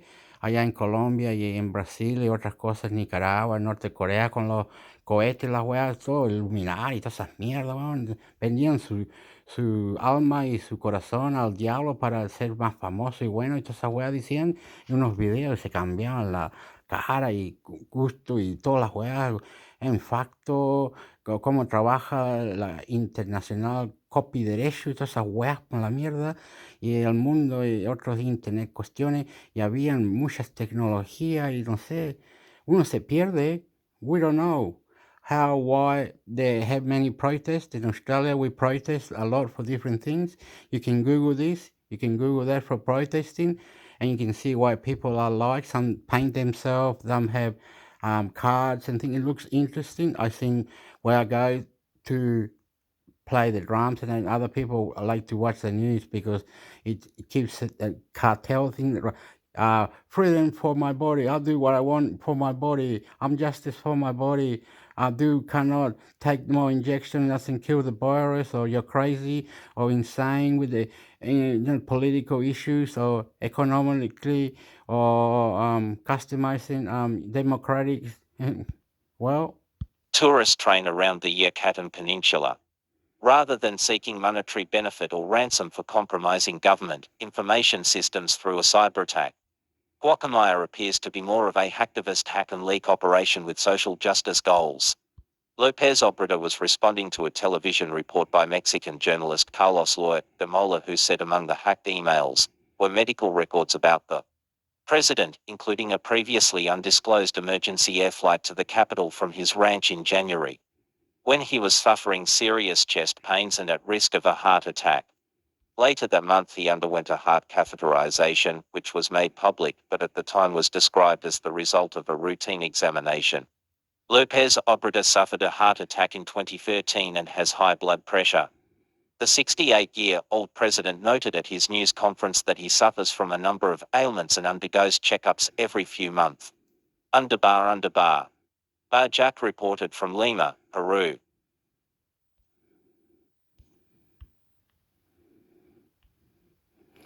In an email exchange, the hacker said that the review of the Mexican email so far indicated that much of the information was already publicly available, and they were explosive emails positive because more sensitive communication were better protected, but they said there was evidence of the military closely following political and social movement. They said those include relation of 43 students who were kidnapped by local police and illegally handed over to by killed by drug dealers in 2014, in case in which some military officers have been accused of involved, as well as the Zapatista rebel movement in that struggle 1994 uprising in the South Mexican, and groups opposed to Lopez Obrador current offer build tourism training around the Yucatan Peninsula. Wow. Are we real? Are we real? Are we real, man? Are we real? Are we real? Huh? Then you're gonna hate me, Hector. Intermix Hector. That's what you're gonna call me. I'm an idiot. I'll love you too.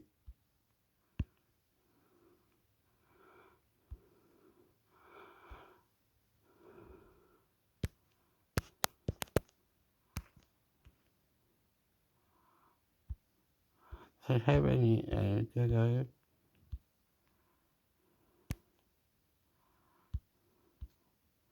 no, we're doing it right. We're doing it as we like it. We didn't do it any other way. We do it as we like it. As we like it ourselves to be more happiness, extra champion. You will love it. Hey, hugs. I like hugs, and I haven't had a hug for years. And a kiss. I need a hug and a kiss for doing all this.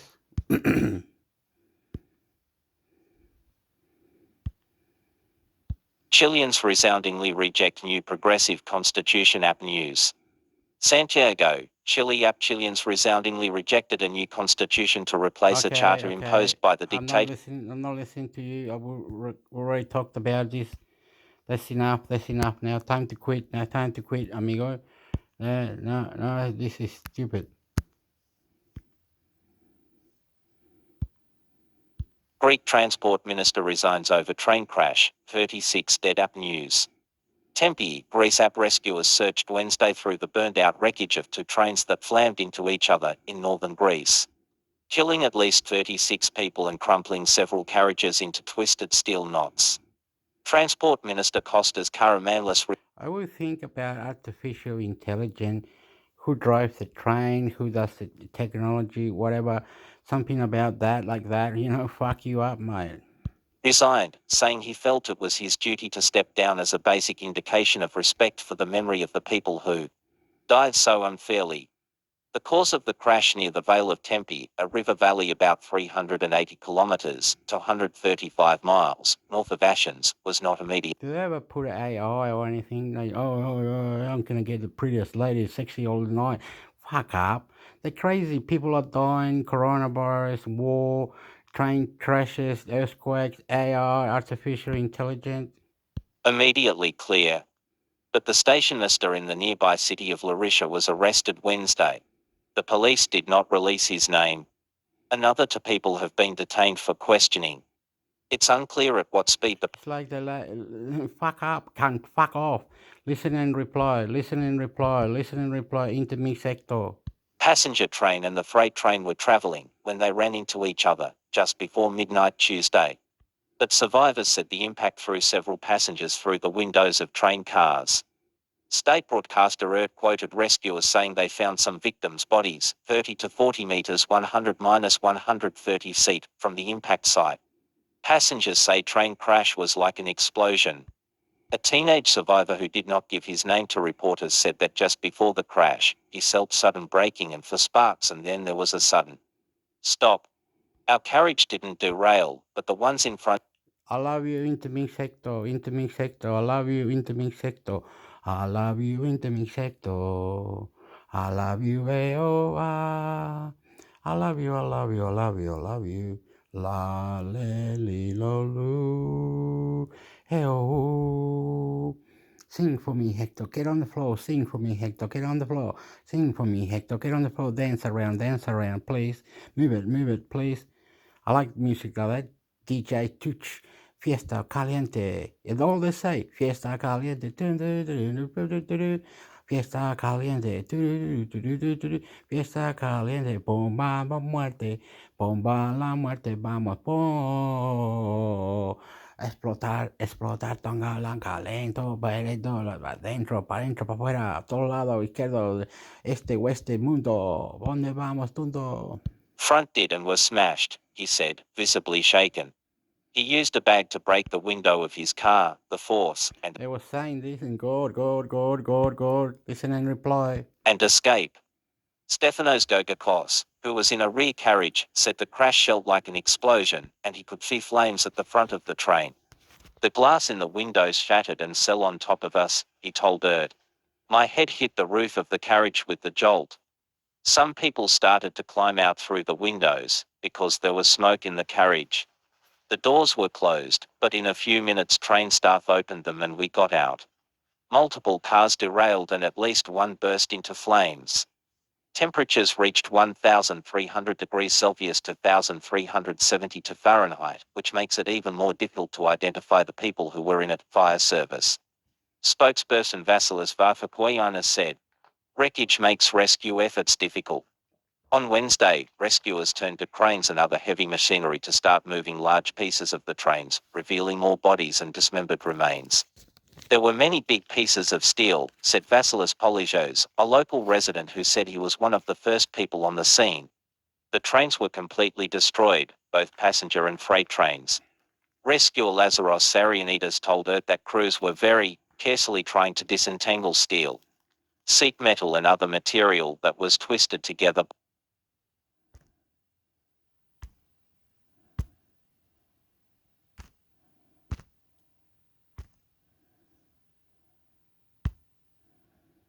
Ukraine official forces may pull out of key eastern city app news. Kyiv, Ukraine app. The Ukrainian military might decide to pull troops back from Siki stronghold of Bakhmut. An advisor to Ukraine's president said Wednesday as Russia pursued a bloody, months-long offensive to capture the city. Our military is obviously going to weigh all of the options. So far, they've held the city, but as need be, they will strategically pull back. Alexander Rodniansky, an economic advisor to Ukrainian President Volodymyr Zelensky, told CNN. We're not going to sacrifice all of our people just for nothing. The battle for Bakhmut, in eastern Ukraine's Donetsk province, has become a symbol of Ukrainian resistance as defenders hold out against relentless shelling and Russian troops suffer heavy casualties in the campaign to take the city. Rodniansky noted that Russia was using the best troops of the Wagner Group to try to encircle the city. The private military company known for brutal tactics is led by Yevgeny Prigozhin, a rogue millionaire with longtime links to Russian President Vladimir Putin. Prigozhin said Wednesday that he so far had seen no signs of a Ukrainian withdrawal from the city. He maintained that Kyiv has in fact been reinforcing its positions there. The Ukrainian army is deploying additional troops and is doing what it can to retain control of the city, Prigozhin said. Tens of thousands of Ukrainian soldiers are offering fierce resistance, and the fighting is getting increasingly bloody by day. Recent drone footage shows the scale of devastation in the city, while Zelensky has described it as destroyed. Since invading Ukraine a year ago, Russia has bombarded various cities and towns that it wanted to occupy. It also targeted Ukraine's power supply with missile strikes ahead of winter in an apparent attempt to weaken local morale. While Western analysts have warned that warmer weather might give Moscow an opportunity to launch a renewed offensive, Ukrainian officials nonetheless celebrated Wednesday what is regarded nationally as the first day of spring. Foreign Minister Dmytro Kuleba announced that his country had survived Putin's winter terror. "We survived the most difficult winter in our history," Kuleba wrote on Facebook. The war could become a protracted conflict, analysts say, and Latvian Prime Minister Krišjānis Kariņš said that would demand a response from Kyiv's Western allies. "This is potentially for many years to come where we will have to readapt our military industry, to be able to step up to a much bigger challenge," Kariņš said after talks in Berlin with German Chancellor Olaf Scholz. Meanwhile, one of Zelensky's top advisors, Mikhailo Podolyak, denied on Wednesday that Ukraine had used drones to attack Russian territory following Russian official statements that Ukraine had targeted infrastructure inside Russia. Ukraine does not strike on the territory of the Russian Federation. Ukraine is waging a defensive war with the aim of deoccupying all its territories. Podolyak wrote on Twitter, suggesting the targeting of Russian infrastructure was the result of internal attacks. Ukraine's Western allies have discouraged Ukraine from attacking targets in Russia proper to avoid escalation of the conflict. And Podolyak's statement could reflect an attempt by Kyiv to maintain a degree of deniability in view of those Western concerns. In the past, Ukrainian officials have stopped short of claiming responsibility for attacks in Russia, but also insisted that Ukraine has the right to strike any target on Russian territory in response to its aggression. Asked about Podolyak's denial, Kremlin spokesman Dmitry Peskov said, "We don't believe it." Pictures of a drone that fell near the village of Gubastovo, less than 100 kilometers 60 miles from Moscow, showed it was a small Ukrainian-made model with a reported range of up to 800 kilometers, nearly 500 miles, but no capacity to carry a large load of explosives. Russia's defense ministry said Wednesday it prevented a massive drone attack on Crimea. According to Russian state media, 6 drones were shot down by air defense forces, while 4 more were disabled by electronic warfare systems. In Ukraine, at least 9 civilians were killed and 12 others were wounded across the country on Tuesday. The Ukrainian president's office reported Wednesday morning.